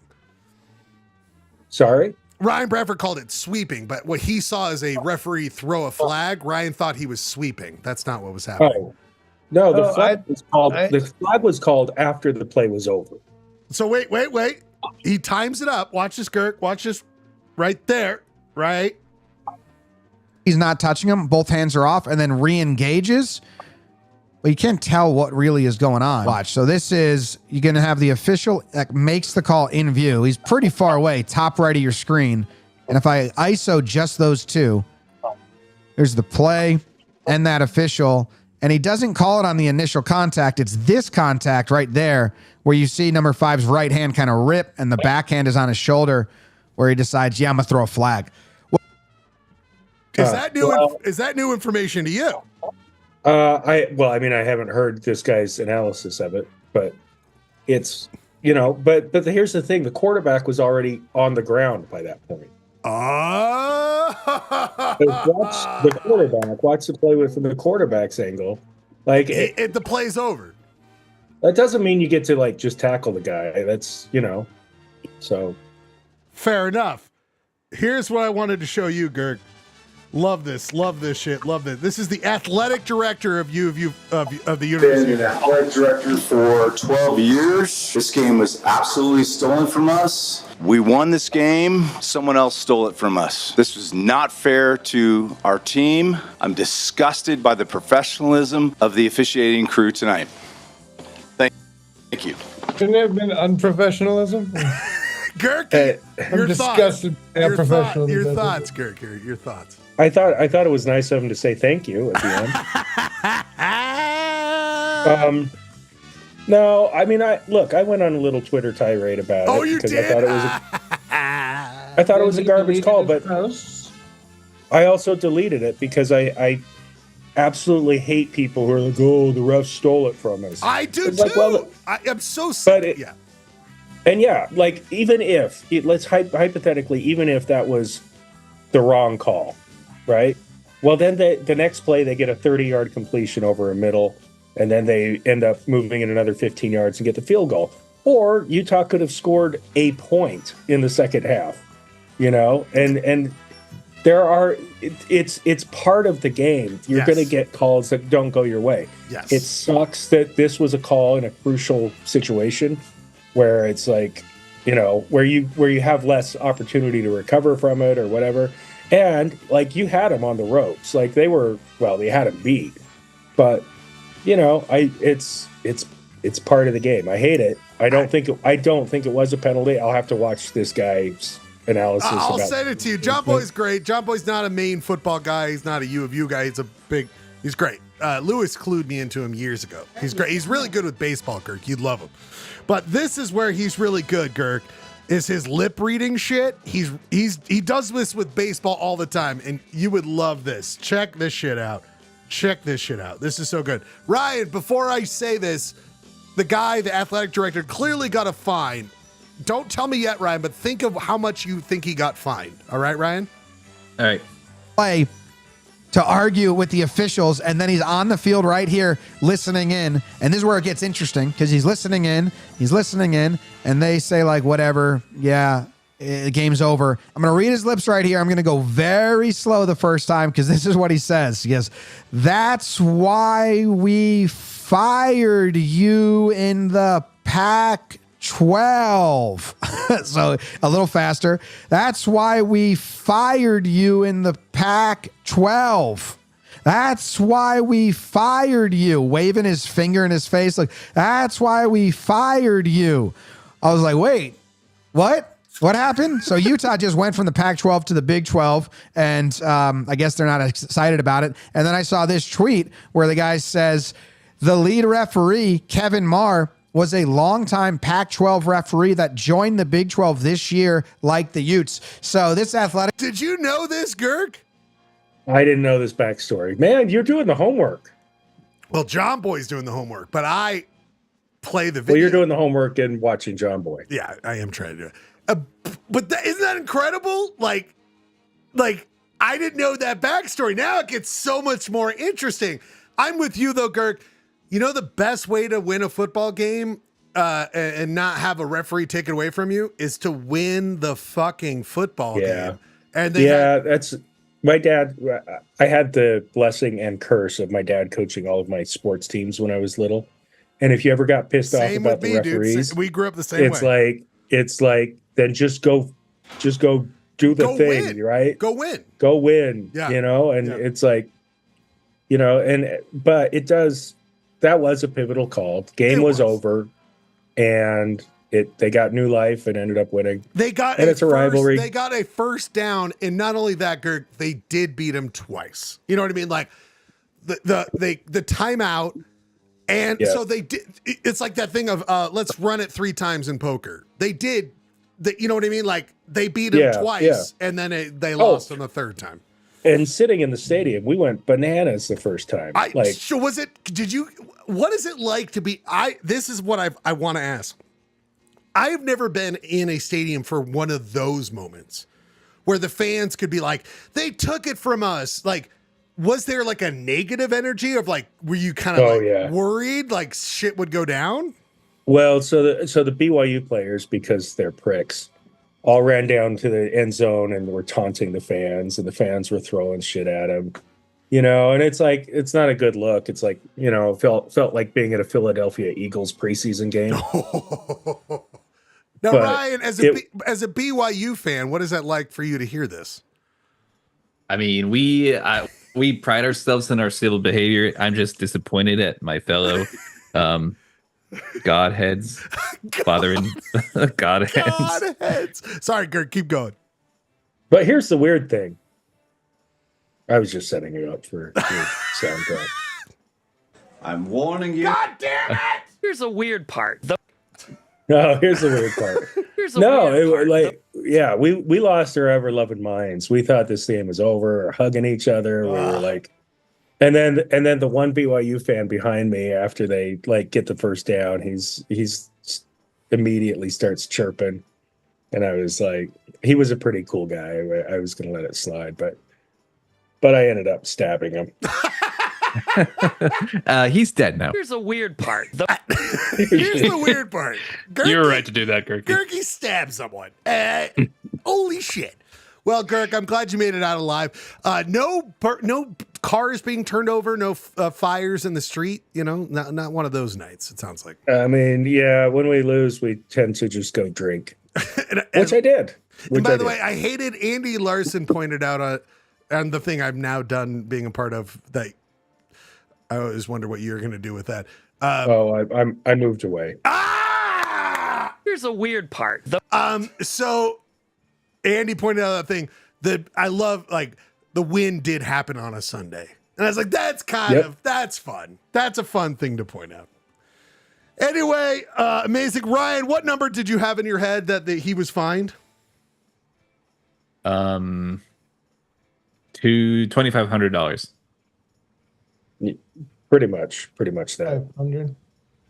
40. I can't see it. $40,000. $40,000, right? He was basically fined a Volvo SUV. Right. He's Or like a poor person's annual salary. Yeah. Even like not even super. not even that poor. You know what I mean, Jeremy? Like, not like poverty level. That's livable wage, not great. Yeah. And that's just gone. So it makes me wonder, Jeremy, and that's public information. It is public information. So he's, it's just. You want to know? Or you want to know how much he makes? Well, because he's a. It's way more than $40,000. That's what I'm saying, though. Is it like, is that a month's salary or is that like 2 weeks salary, Gert? Well, I'm gonna have to look it up. I don't know. Work on that. Work on that. People. Hey, are we going to a music break? I can have it by the time. What do you need? Well, I just need to look this up. Well, look it up. You look it up while we do this. We're not going to music break. We're going to do this because we only have so many left. Real quick check-in on the wonderful Woodstock 99. The following is a presentation of KTRD Sports. People, let's go to our correspondent, Bert Turking. Bert, are you there?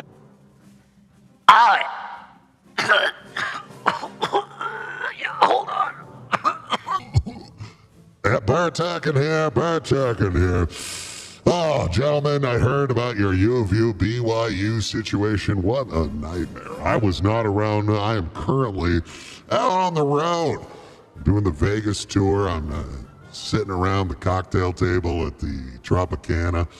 Some say it was demolished, but I say I'm still there. But anyway, sorry about that. Sorry to hear about this U of U situation, but hey, I am here and I have my obligation to do this. It's Woodstock 99 band playoffs, round number 3.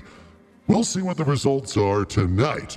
But one result I know is going to happen is that Jeremy is going to cry like a little baby, and I can't wait to hear it because his cries are the sounds of trumpets and harps of angels to me. Back to you, Ryan. All right, Bert, you don't have to. Jesus. That's really not necessary. I don't know why he does that. Jeremy, Ryan, Gurky, we have been doing a long-standing battle, but I have round 3 results in my pocket. I am holding them. I have them ready to go. We are getting closer and closer to the end of Woodstock 99 playoffs. We are, in fact, on the Sweet 16 round of this amazing game of attrition. Jeremy, your thoughts here tonight? Like, I mean, where are you at? I've got some stats. I do have some stats for you, by the way. I have some stats. To make you maybe feel a little bit better, we did this before, and I want to show them to you right now. Some stats, in fact, and I like that the camera's on the jizz stain or gum, so people don't realize that's what's going on there. But maybe we should zoom in. Ryan, what do you think? Just come. Here is what it looks like right now. Total wins. Jeremy Matthews, you are ahead. 13 wins. You are ahead in Woodstock 99 playoffs. Ryan, you and the Toothless Wonder, Clayton Scrivener, are tied at 10. And Robert Gerke, oof. Sorry, he didn't swear. I was just trying to. But Gerke. Here's a weird part. You are coming in dead last in total wins. Sad stuff for the Gerkster. Next stat is total votes. So this is the amount of votes all of you got from the people who have voted so far. Again, Jeremy with 210. Clayton, the Toothless Wonder, at 164. Ryan coming in third at 157. And Gerke at 133. That means the total votes of your songs for the first two rounds, this is what you got. Ryan, your thoughts on this? So these are the stats prior to these new results. Yeah, no results are not added. This is the first two rounds. I mean, Ryan, is it sad that I believe, Jeremy, weren't you in this spot last for the TV? I think you were in the same kind of spot, right, Jeremy? I was indeed, yeah. Ryan, what is that like to hear that? Do you hate that? Yeah, indeed. I'm just very happy with this. The bands I chose, and I think, just like the latest election, I think everybody's just an idiot. I did this before the election, so I did not think of that part of the voting tally to all of this. Here's something I love doing. It's who beat who. And right now you can see the only how dare Ryan Bradford call the voters idiots.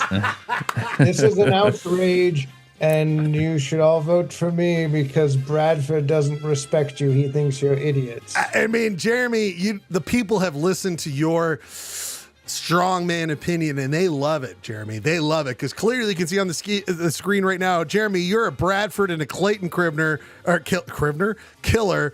Jeremy, though, your good friend, the Toothless Wonder, Clayton Scrivener, he is your killer at 5, along with he's the one who's got you the most. Ryan Bradford, you're a Gerke killer, 5, just like you're the most that killed Gerke. You've also got a little Jeremy up there, and then Gerke, you kill Clayton the most, and Ryan Bradford as well. Last thing I want to show you, the most amount of votes after 2 rounds go to Moby, Fatboy Slim, and Megadeth. Those are the ones. Well, Moby and Fatboy Slim. I feel like this is like a shallow competition field more than. Well, Moby and Fatboy Slim were an emerging artist in rave tent, so that's why they got the most votes, because no one wanted anything but them. Megadeth was the one that I found interesting coming out of the fan vote, the ones that were left over that I let the fans decide who should go forward.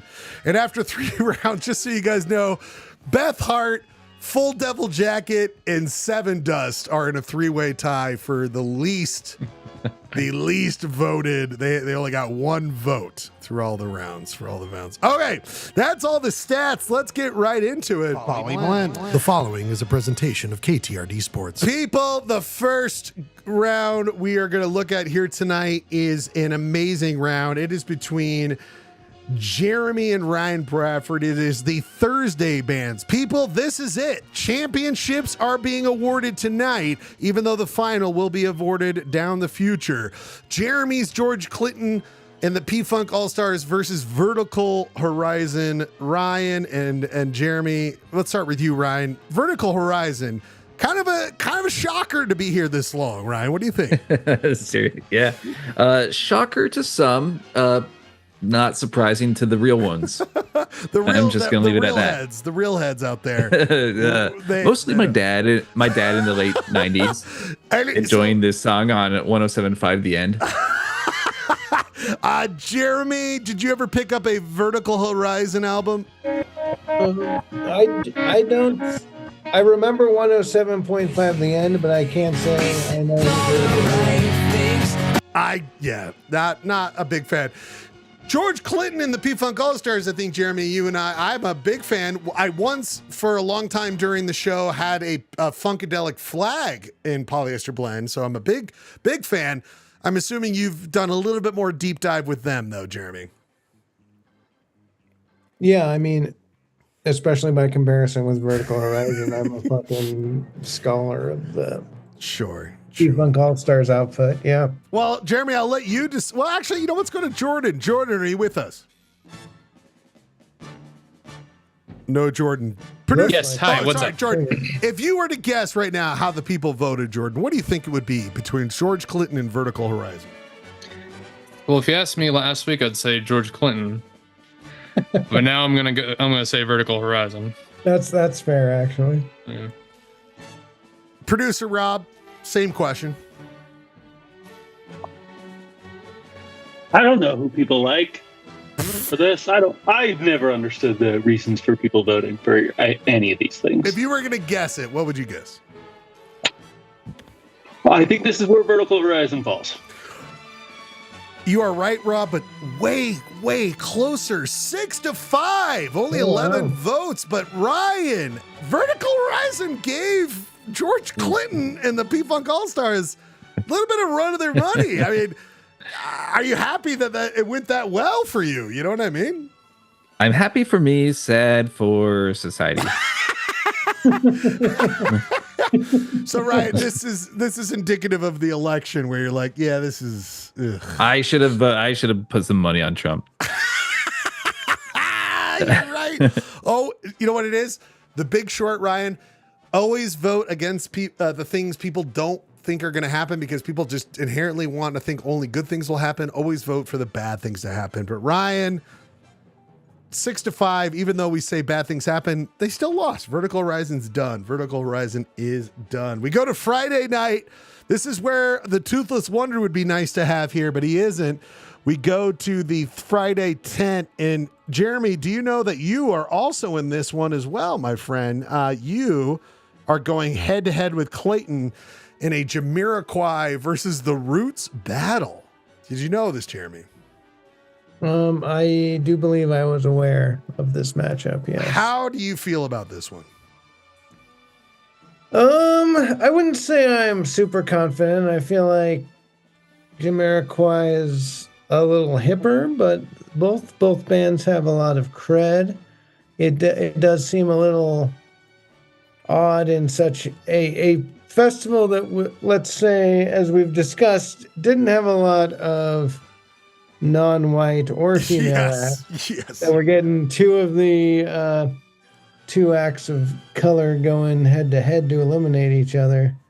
It doesn't quite seem ideal, but that's where we are. So, I'd kind of give it a 50-50 shot. I like both artists. I'm not going to say I'm happy about this. In fact, I want society to change.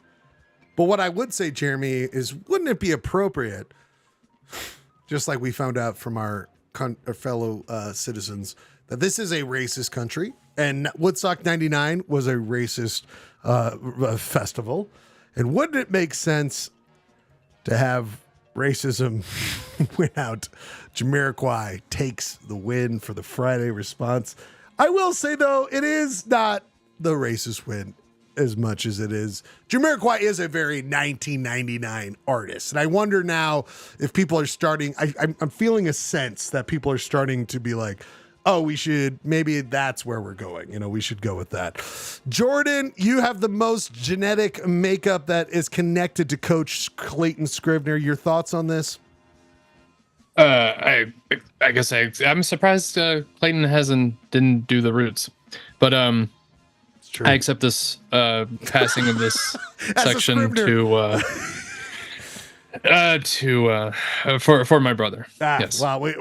You'll take this award for him, and we respect you for it. Ryan Bradford's still not involved yet. No, he won. Oh, he lost with Vertical Horizon. We go to Saturday's band. Saturday's band is a Gurky matchup.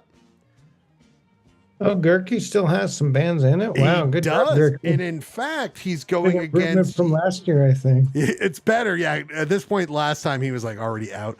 Great point, Jeremy. But it's you and him. Your Rage Against the Machine versus Dave Matthews. Gurky, I know you're looking up something, but how do you feel about this? You are so fucking muted. It's disgusting. So $950,000 was the answer. Oh, so he makes just shy of $1 million. Yeah. So that seems like a salary you give someone so you can say, well, technically he doesn't make $1 million a year. Yeah, exactly. That's a great point. I don't like my chances here. I mean, look, as a kid who I was, listening to both these bands, I've seen them both live. Enjoyed the hell out of them. I think I'm doomed here. You think you're doomed? It's Dave Matthews Band. I'm still pissed that the Red Hot Chili Peppers lost last week. know. So. It was brutal. That's garbage. Well, no, garbage. They didn't play at this festival. Garbage is they weren't there. Ryan Bradford is an outsider, seeing Rage Against the Machine and Dave Matthews. You have nothing at stake here. Your honest opinions on this. I think I would like to see Rage Against the Machine win. Same. All right. People have spoken. Dave Matthews is dumped off of a bridge in Chicago. He's in the river. Rage Against the Machine. Go on. Here's a weird part. The weird part. This makes Tuesday worth it. That makes it all worth it. Tuesday. People, we must go to the next burning question out there. I mean, Gurky, you needed it. You needed Dave Matthews. Let's be honest. You know what I mean, Gurk? You needed it. I feel like we all need Dave Matthews. That's fair too. Gurky, just like TV themes, and I believe Thanksgiving before that, you are now down to one remaining pick. Oh, and it's a good one too. Do you remember what it is? I feel like it's Moby. Gurky, in fact, you do not have Moby. Ryan Bradford has Moby. Buddy, you're down to Willie Nelson. Oh, cousin Willie. Well, Willie, we all know lives forever. Willie does live forever, but he lived through the next one because it is not 4. Don't worry about that. That's not the score. It is the next one. It is the Sunday bands. It is down to Willie Nelson and Collective Soul. Clayton Scraver versus Gurky's final pick here in the Woodstock 99. Gurky. Oh, no. Willie. Yeah. We hate Willie. Hey, Willie, won't you die right now? That's what Collective Soul is saying. It does feel like it would be strangely appropriate if Collective Soul actually kills Willie Nelson. I mean, it's the way this week is going. Defensive holding, maybe votes. I don't know. Things are not going Gurky's way. Gurky. So a week from hell. And it would be topped off with the most meaningless exercise, the Woodstock 99 band draft and playoffs being the beautiful cherry on top of your shit sandwich that you have, or shit sundae that you're about to be served up. Because in fact, my friend, Collective Soul does win. Oh my God. Wow. Who votes for Collective Soul? There are 6 people who voted in this thing who would rather put on a Collective Soul album than a Willie Nelson album. It was 6 days ago, Gurky. Really? It was. You're gonna act surprised. It was before the world changed, and we got a little less of the responses than we had been. You had a getting. result 6 days ago, and you're still surprised the Collective Soul is beating Willie Nelson. Rough That's stuff. on you, buddy. Sorry. Now here, Condolences, bro. I guess it is kind of. I forgot to vote. So, yeah. This is what happens. Gurky, we go to the press conference. You're out of the Woodstock 99 playoffs. Your thoughts on it, please. The floor is yours.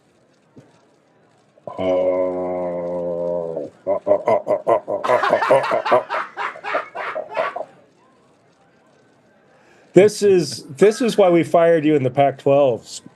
So. I mean, it's disgusting how this game was stolen from me, and there was rigged. It was a rigged election, and you guys deserve exactly what you get, which was probably the Rage Against the Machine. Gurky, this is from 3 Times Losing in the Playoffs magazine. Jimmy Plistano. What's it like to learn to lose 3 different times in these made-up playoffs? I mean, this is sad for you. Well, right? actually, if you count the Detroit Lions losing last year in the NFC Championship games, I'm a 4-time loser. So I just want the credit that I deserve. That's what I want. And the credit is for being a loser? I mean, we've all got to be good at something. Gurky, this is from Giving Credit magazine. Is this Bert? Is this Bert Turkin? Sorry,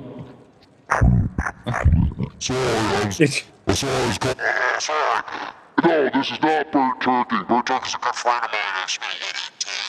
Out there with him on a cocktail. My friend is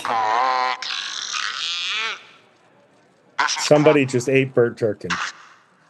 This is Credit magazine. We just want to say you're going to be on the cover of Credit magazine, #1 loser in America.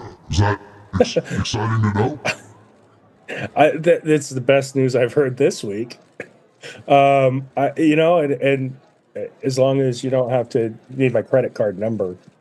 No more questions. Let the man have some time to breathe. Condolences. Actually, here, why don't I'm going to just read my credit card number here on the air. And then you'll have it, right? Hi, this is from Credit Card Number Magazine. Can you give us your credit card number? I got it. You ready? Sorry, Kirk. We have to move on. It's actually, here it is. We got to move on, Kirk. It's 69696969696968. The same losing credit card that Willie Nelson has. That's so sad that you have the same credit card. Gurky, we've enjoyed you during these playoffs. Don't go anywhere. We have one last segment. I can't say the same. We have one last segment here tonight, but we've got 3. Just real quick, let me show you guys The this. interesting thing, Gurky, is like, anyone can have an off season. It's true. It's a season. But when it becomes a pattern, and every year you're just eating shit, then it starts just like, is it a problem with management? Is he not good at team building? You got to start doing that soul searching.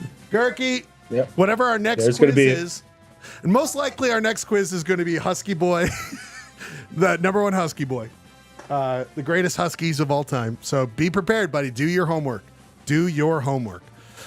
There's one right answer, and we'll get there. We'll get there.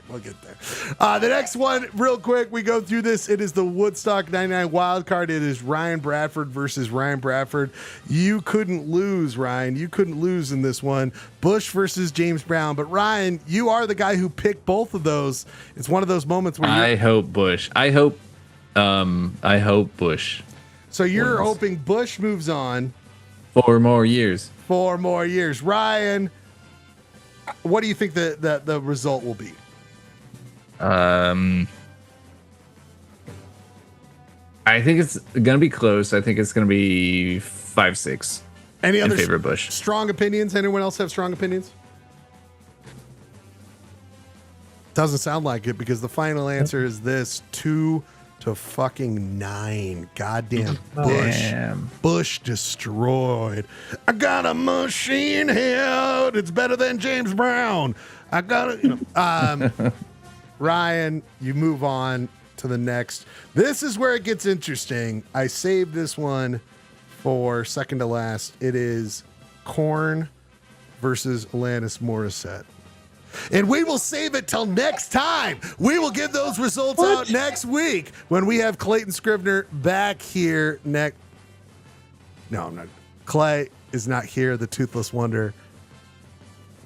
Alanis Morissette. Jeremy, what do you think's going to happen here? I mean, I'm just gonna have to assume the dudes pull out the win based on. Wow, that's a fair goddamn assumption that in this world, men, all this. Gurky, your thoughts now that you're completely have no stake in this, no stake in this. I mean, here's the weird part. No, you're not gonna hit. You're not gonna push the button. I thought you were pushing. Here's a weird part. Thank you. Here's a weird part. Yeah, I don't care. The whole system's illegitimate. I'm warning you with peace and love, but I have too much to do. Warning you with peace and love, Gurky. This is a democracy still exists on Polyester Blood. I guess I hope Alanis Morissette wins just so she can rub it in Dave Coulier's face. Especially in the back of a theater. Jordan, what do you think's going to happen here? These two musicians, I could not care less. But I'm gonna go with Korn because to represent my brother. To represent my brother. Scrivener blood. Yeah. I don't know why he's picking Korn in the first Clayton picked it because he believes Korn is the most Woodstock 99 band. Let's remember. That's the thing. I never really understood. I did the concept behind this. I did. Stop. If someone out of context sees Bush over James Brown, they're gonna. I can't even finish that thought. It's a fair thought. We maybe should have clarified more. 19. We're picking. The most I get it. So I guess I'm gonna say Korn for the win. Now remember, Clayton. Under wild card, Clayton picked Korn. He had every band as a reward for winning TV themes. He had every band to choose from. So this is his number one overall. This was his first pick, yes. The first pick of all of this. Goes down in flames here tonight. Alanis Morissette! Wow. Goes on! Holy shit. Should have gone with Rage. Big upset! That's like... Wow. That's like rain on your wedding day and a free ride when you've already paid. Here's a weird part. So unbelievable. Wild card will be between Alanis Morissette and Bush. Can't believe it. They will face off against, just to give you some quick ones, Ryan and Gurk are going up in which one is it? It's a wild card. Let's get rid of this.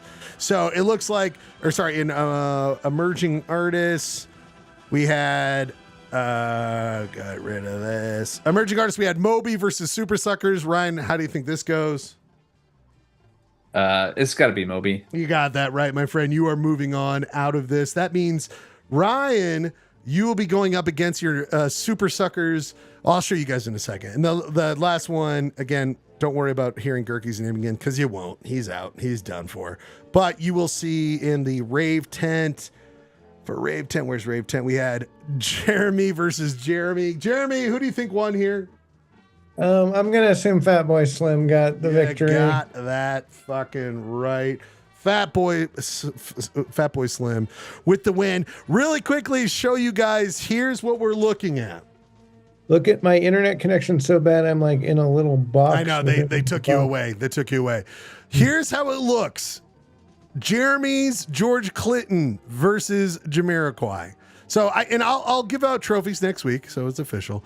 But George Clinton versus Jamiroquai, Rage versus Fatboy Slim, Collective Soul versus Moby, and then we will have to see who wins between Alanis Morissette and Bush, and they will go up against. Oh, I forgot to announce that one. Wyclef John. Wyclef John went on, so that will be the next one that moves on. Who was Wyclef up against? He's going to be whoever wins between Alanis Morissette and Bush. Because we are a little behind on Wildcard. Wildcard was one stage behind. People, we're going to do a quick song. It's Jeremy's song, and then we come back. Ryan, you good for a second, or you got to go? I should be good for a second. Okay, you want to do Wiki Game? We come back and do Wiki Game? Yeah, sure. Okay, this is going to be 2 minutes of this song. Polyester Blend. Thanks for being a part of KTRD Sports. The conclusion, not next week, but coming up soon on the entire Woodstock 99. This is Jeremy's Tooth Song. Hefner, Fat Kelly's Teeth. We'll be right back. Sorry, Jeremy, I'm coming in a little late because I got to play like 2 minutes of it. We'll be back after this. 2 minutes.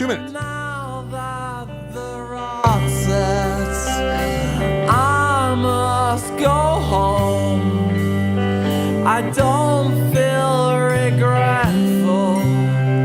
I don't feel ungrateful, even though I'm unfaithful. I don't feel that bad.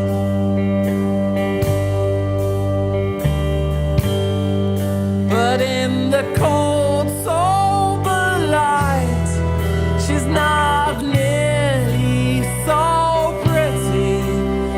But if I drink more gin, her grace might return. My sweetheart don't know, and I sure won't tell her. The fat Kelly's teeth have bitten chunks off of me. And what was I thinking of when I went home with her? She had sympathy, she had cigarettes, now they've all disappeared.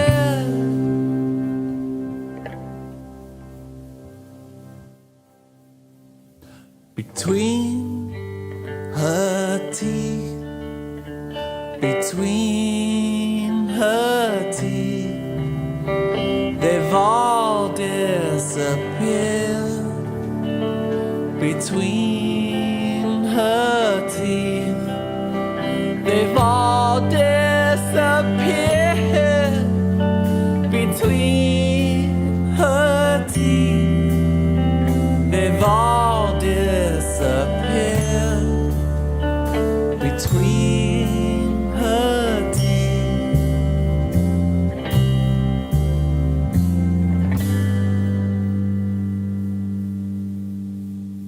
Have you heard of music? I have. One of them is a song called Fat Kelly's Teeth by Hefner. Is that a reference to Hugh Hefner? Do we know? Poly Blend. Not to my knowledge. That's Darren Hayman's band from England. The Fidelity Wars is the name of the album. A lot of great song. It's a great song. Yeah. We love it so much. In fact, we want to keep going with music. Everyone on Scouts Honors, close your eyes because I can't remember when I last did this. Close your eyes, everyone. Ryan, close your eyes. Gurky. Can you not see me? I can't see you. I got it. We got it. You guys can look. We did it. Ryan did it. It's a Wiki music game. We've got all the fun people here tonight. This is a Halloween themed. I had this ready to go for Halloween, but we missed it. So just know, you guys, it is a Halloween. Jordan, you've never played this before. Do you want to play, Jordan? Or have you played this before? I have no idea if he's actually played this before. If he doesn't want to play, go fuck himself. He is out. He's not responded. Rob, you don't like music, true or false? Not a fan.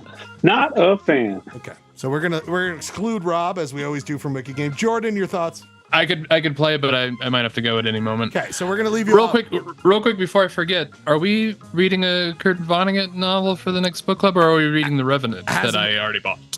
Oh shit! Fuck off! Did you already buy that? Well, you can tell us. You can do your own like Jordan's book club. That's like a sub book club. We haven't decided. We haven't decided yet. We haven't decided yet. Okay. Real quick is going to be a game between Gerke, Ryan Bradford, and Jeremy. We're gonna go with Gerke because as you lost first. So Gerke, you're gonna go first. As always, Gerke, you tell me what band this is. Again, remember this is all Halloween theme. It's all Halloween theme. So I'm going to play you the last single by a band, Gerke. You tell me who it is. You ready?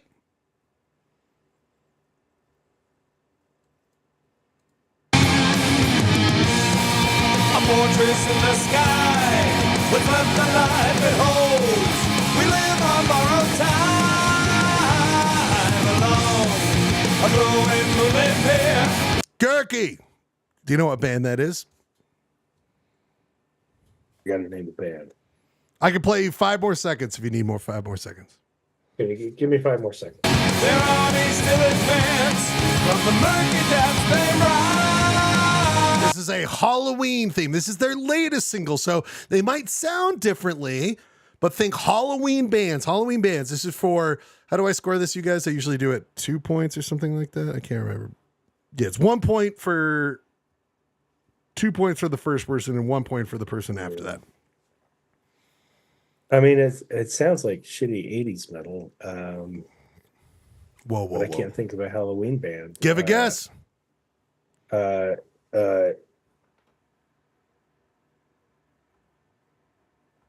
Scorpions. Because the Scorpion's a scary thing. Is that what you're thinking?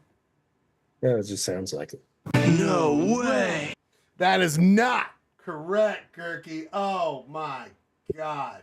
You poor. We must go to the next person. Jeremy, you're in Hanksville. You're doing the work here. You're on shitty internet. Did you hear that music? What do you think it is? I heard a little bit of it. From their rotting bones, their souls they scream. So it might sound differently because remember, they're I think Halloween, but this is their last single. Last single. I mean, it doesn't sound like White Zombie. Doesn't sound like Ghost. Doesn't sound like. Final answer. Name all the other bands and give the next one. I know exactly. Final answer. Okay. Let's say White Zombie. White Zombie.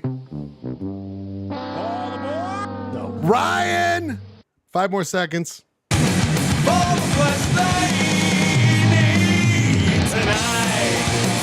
Who is it, Ryan? I don't know that song, but it's got to be the Misfits. You guys just there was a reason he went last. Is because I was gonna say I knew it. Ryan, you're now on the clock. Is that a Halloween thing? Yeah, well, Misfits are horror. It's a horror, right, guys? Come on. I see. Yeah, so we're just I we're would have using, guessed Misfits. we're using the term very loosely then. Yeah, very loosely. Okay. All right. Now that I know how loose it is, maybe I'll do better. Well, they're next like time. a horror thing. Ryan, for one extra. You're a whore thing. Their logo is a skull. A smiling skull. Exactly. The devil lock. Come on, guys. This is a horror thing. Ryan Bradford, are the Misfits still a band? They are. Yeah, buddy. 2 points now for Ryan. Ryan, they're still a band, and how you know this works is you can get the point, but if you don't, the next person will be Gerke to get the point. Ryan, number of studio albums within a margin of 1 for the Misfits, my friend. The Misfits, number of studio albums. Oh, this one's hard because they had a lot of their albums were compiled. Like they had a lot of EPs that were compiled into Wikipedia studio albums. Okay, so I'm gonna go within a margin of 1. 5. 5 within a margin of 1. Ryan, you are wrong. Goes to Gerke. Can you steal it, Gerke, for 1 full point? How many studio albums do the Misfits have? I thought it was considerably more than that, but They've been around since 1977. 1977. They took a break from 83 to 1995. To go do the Halloween part of their career. To go be in Halloween movies and be very clearly a Halloween band. So he guessed 5. It's not 6. So I'll guess 8. 8 within a margin of 1. Gurky gets the point and keeps moving on. It was 7, Gurk. It was 7. Gurk, you just heard. What does Wiki? Do you have the Wiki right there? Yeah. What are the albums that they? So they do. They list as 82. He's just gonna actually this. I know. No, Ryan. I gotta go, you guys. I'll see you Bye, next week. Jordan. See you, buddy. Bye. Bye, Jordan. Later. Ryan, they've got Walk Among Us 82, Earth AD Wolf's Blood 83. Then they jump to 96, Static Age, American Psycho 97, Famous Monster 99, Project 1950 2003, and then I can't tell you the last one. Okay. Because the last one is, when was the last album that they put out? I thought you were going to screw that up. I gave you way too much information anyway, but I was gonna guess 2019 anyway. So let's just go with that. Not correct, Jeremy, to get your first point of the match. You heard that the last album they did was 2003 before their last album, the one we just heard. What? So 2003 was the one I told Gurky. You now know this. He said 2019 within a margin of 1. When was the last Misfits album? 0319. Say 2010. You got your first point. You're tied with Gurky. It was 2011. 2011. That means you get a guess next, Jeremy, on the next Halloween-inspired band. Listen to this.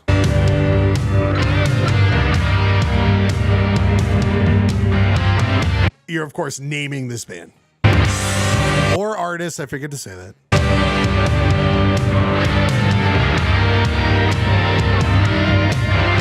I know what you want. I know what you need. Something unworldly from another breed. Created. Who do you think that is? I know what you want. I know what you need. Just for your lust, with exquisite control. A thing you can trust to satisfy your soul. Who do you think that is? We'll say White Zombie again. Right, it goes back to you. Who Halloween band is it? Is that Alice Cooper? You got that right. People. It's Alice Cooper, his last single that Alice Cooper came out with. Ryan Bradford, you just got 1 point. You're up 2 points on these guys. Ryan, is Alice Cooper still performing? Ryan, is Alice Cooper still performing? Yeah, he's still performing. You're coming in right when you need to, Ryan. Yes, he is still performing. Ryan, I'm including Alice Cooper the band, Alice Cooper the studio albums. How many Alice Cooper the solo artist? So remember, he was a band, Alice Cooper, then he is a solo artist, Alice Cooper. Combining those, how many studio albums does he have? Ooh, I'm gonna say 14. 14 within a margin of 1. Gurky, you need this. You need this now. How many studio albums does collectively Alice Cooper, the band and solo artist, have? Way too fucking many. Oh, margin of 1. Let's do. God, 17 feels like a lot of albums. He's been around. The band started in 1964. 64. Yeah, we'll do 17. 17? Nope. 18. 18 is official answer. Goes to Jeremy. Jeremy, how many studio albums? So the official answer was 18. What was the answer before that? Ryan, you said... I said 14. 14.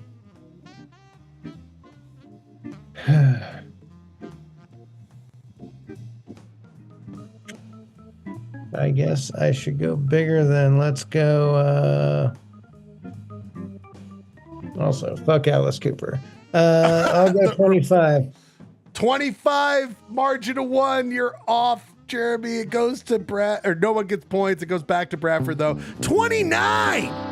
Oh, 29 fucking albums. Ryan Bradford, back to you. Wow. Last year, Alice Cooper put out an album. You heard it. It's a myth wrapped in glory that they don't understand. Ryan. Wow. I'm going to say 2019. 2019 within a margin of 1 year. Points left on the table. You've opened the door for other people, including Robert, or goes to Robert Gerke. Robert Gerke.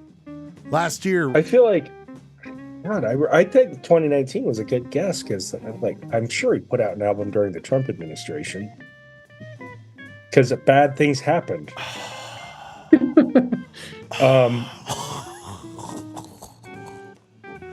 He definitely put out albums during the Trump administration.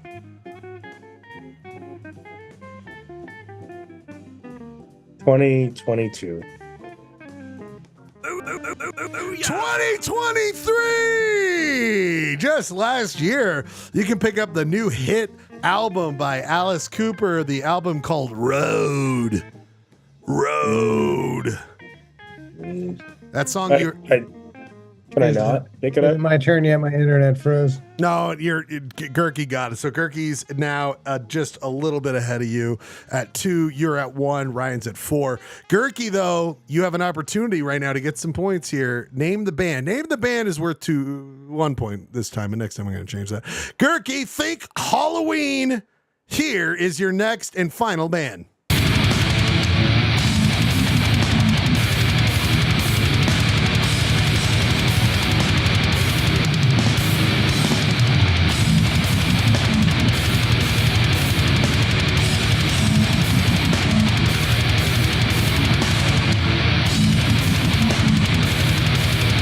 Hell fucking yeah.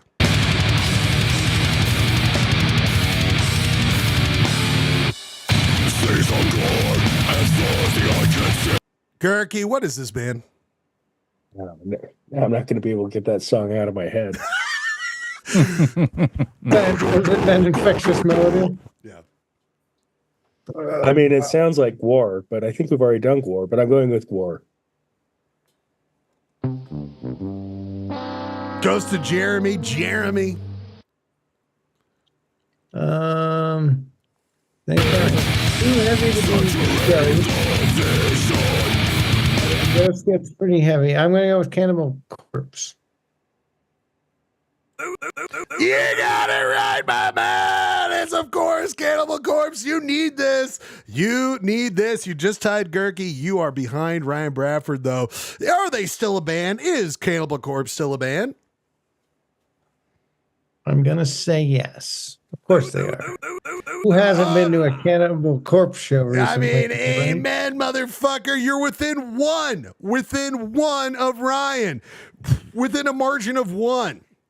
How many studio albums does Cannibal Corpse have? A band starting in 1988. 1988. Okay, so... And they're still together. They're still together. So if they're averaging like 5 a decade. I have to switch this up at some point because you guys are going to start figuring out like, okay, but that's what's funny. That's why I do number of studio albums, because there's some bands like Misfits that have been around for longer than Cannibal Corpse, you know, and they do 7. And it's like, I'm going to say 15. Yeah. 16. 16. It's a tie game. Jeremy, last year, Cannibal Corpse put out an album. You just heard it. This is not a fallacy. You hear those sounds, you know what it's like to mix an album in this, you know, what year is it? Like, where are we at with this? So they're putting, and it's a 1 year. Within a margin of 1. Within a margin of 1. So I'm going to say 2024 is almost over, so it could be 20. I'm going to say 2022. We got a tie fucking game, everybody. It is 2020. Oh, sorry, Jeremy. Did you pull ahead? Actually, you're ahead. It is 5-4. 5-4. You have pulled ahead, but don't worry, it's not done yet. You have more. 2020. Oh, dead on. Not dead on. It was one off. But you're ahead now. Now, here's where it gets a little bit more tricky, and these are worth 2 points each. 2 points each. How many total band members have these bands had? So we're going to start with Misfits. Jeremy, within a margin of 1, how many total members, according to Wikipedia, has Misfits had for 2 points? I mean, Bradford's going to know this. I feel like if they went that long without an album, maybe they're like keeping it within the family. I'll say 5. You lose it, and it goes to Ryan Bradford. Ryan Bradford, how many, according to Wikipedia, members over time have Misfits had? This is tough. I don't. They've had a lot of members. I'm gonna say 12. 12. Gurky. I'm gonna say 17. 17. No one got it right. No one got it right. No points awarded. The actual answer was 20. 20 different Misfits over the years. I was gonna guess 19, and then these guys went so low, I brought one down. Including Marky Ramone being credited as a member of the Misfits. That means it goes back to Ryan Bradford, Alice Cooper, including the band, including studio, oh my God, including anyone who's either been a member of the band Alice Cooper or his solo career. How many artists do you think? Any of the 29 Alice Cooper albums and according to Wikipedia, this is how many artists have been a part of his world. I'm gonna say 69. I love that. That's a good answer. I love that. Jeremy, how many? Jesus. I feel like it's touring acts, all right. Like from what I've seen, got a big. And I was too low. So if you're thinking like he has 7 members in the band, plus like the 5 to 6 original members, and then he's a piece of shit, so he probably turned them around a lot. So it's like every few years we got a new, there'll be like 12 and the 20, 27. Final answer. I'm going to say 96. Invert 69. Girk. I mean, I'm just trying to think of the odds because I know Rob and I both played on an Alice Cooper record. So did Kip Winger from the band Winger. Oh, I forgot about Kip. We love our Kip. 128. Booyah! No, sorry. Not booyah. Sorry. It was going to be really surprised. Ryan, you were pretty close, You were pretty close. Yeah. Ryan, you have to get this or the game is over because Gurky can't match Jeremy. Jeremy, of course, can just add to his repertoire. We're still tweaking with Wiki Music Game. We'll keep thinking about it. Ryan, you know what's coming. How many members have there been over the years of Cannibal Corpse, Ryan? For all the marbles. You get this right within a margin of 1, you win the game. 8. 8, Ryan? Yeah.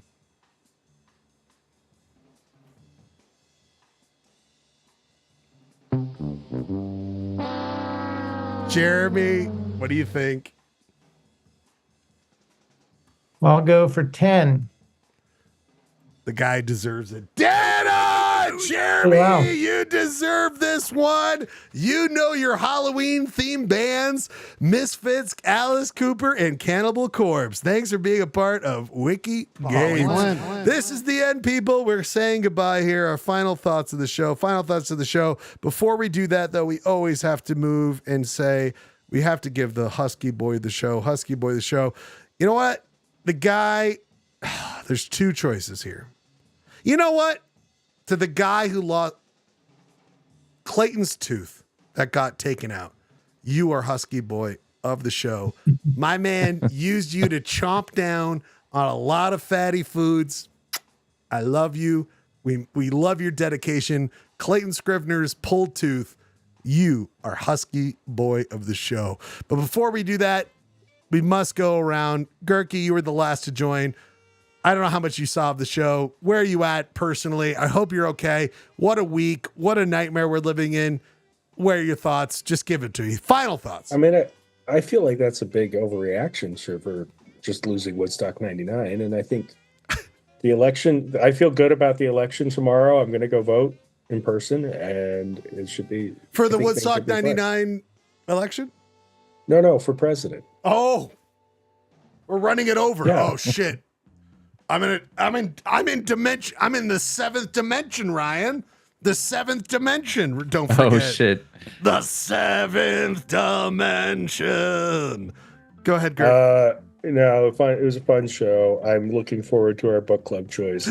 Oh, by the way, you didn't get to join in on that. Do you have another book to submit? Or are you going to throw your weight behind the Breakfast of Champions Coalition? Yeah. Or do you want a new book? This is what you got in front of you. You could submit one. Those all look fine. I haven't read any books, so I don't really have strong opinions. You're a dumb. I'm gonna go ahead and order Breakfast of Champions. There's some good. Yeah. Whoa! All right, Gurky, final thoughts. I mean, even if we don't decide on it. If you're in Salt Lake, I have some spare copies people can buy. I want. Hold on, Gurky, final thoughts. We'll be back next week. No, that's it. That's all I've got. Yeah, I'm looking forward to it. We'll be back next week. Rob. Producer Rob. Did I miss my final thought? No. We go in order of who showed up and. Okay. Rob, producer Rob. Yes. Final thoughts on the show. Final thoughts on anything. Final thoughts of where you're at today. I want to expand this question to anything you want to say at the end of the day. Phenomenal show. Everybody did a really good job. Except I feel like you guys were really mean to Gurky about his very terrible choices. Well, he has bad choices. But this is coming from a guy. No, but he's such a nice guy. But this is coming from the guy that has to deal with this. I know. Gum. You've done a terrible thing. Fuck! Thank you, Rob. Jeremy, final thoughts on the show.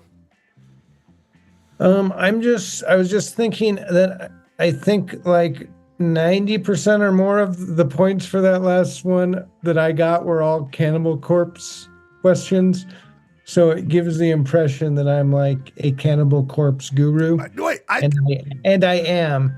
So please check out my book, the influence and the Cannibal Corpse. I don't even have a good fake book name. I should have thought of this gag earlier. By the way, if you wrote the innovation, lifestyle, and philosophy of Cannibal Corpse, a study by Jeremy Matthews. It's available at all fine bookstores, and including Circuit City, and we love that with that company. Ryan Bradford, my boy, my love, my tribe of Ryans. We have done it here tonight. No Curse of the Clay Beat. You know what, Ryan? Actually, I say that, but you not being able to connect earlier on. There was weird glitching. That was probably a mini Claybino. Like if there was a tinier one, if like a smaller one, but I think I'm gonna throw it up to a Curse of the Claybino. So we have to worry about that. But Ryan, your final thoughts here tonight. Have you looked up how to get gum off of fabric at all? You just gotta you gotta unbend a paper clip, and you just gotta go. I gotta go to town. I gotta go to town. Yeah. Can we do that? Should we do that live on the show? Yeah. Right? Like I do the That's show. our next show. I do the show from undoing the gum. That's not a bad idea. Okay. Undoing gum cam. That will be next week's show. By the way, next week, everyone, announcement right now. Sorry. Ryan, can we do a Tuesday show? Can we do a Tuesday show? Ryan. Maybe. Ryan.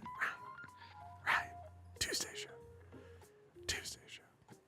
Because I'm on the river. We'll be gone, indisposed. Will not be able to be a part. And it's the Utaki Club as well is playing on Monday. So I will not be around Monday. Tuesday would be fantastic. If not, it'll be a old school polyester blend with Clay. But come on, let's all do Tuesday. Come on. Or you know what? Fuck it. I'll figure out something else. But just know, no show on Monday. We're looking for Tuesday. Thanks for being here, everybody. Here. Oh wait, you're gonna be on the river? That reminds me of that part in Deliverance. They're on the river. Ryan, we can go back to it. Not Snack Attack, but Deliverance. But I already switched it to another thing. We will be back. Here's what I will say: disasters will happen. Gum will be matted into a couch. You think they're permanent forever, though there will be a scar. We will work to slowly undo the gummy disaster of what has transpired, and we will keep fighting, and that is what we do on Polyester Blend. We'll see you next week. Poly Blend. Bye-bye. Wrong thing, and then I click this fucking fuck. Where the fuck am I? The bite. Off the air. Well, that was fun. All right, guys. But yeah, it was a good show. Thanks, Ryan.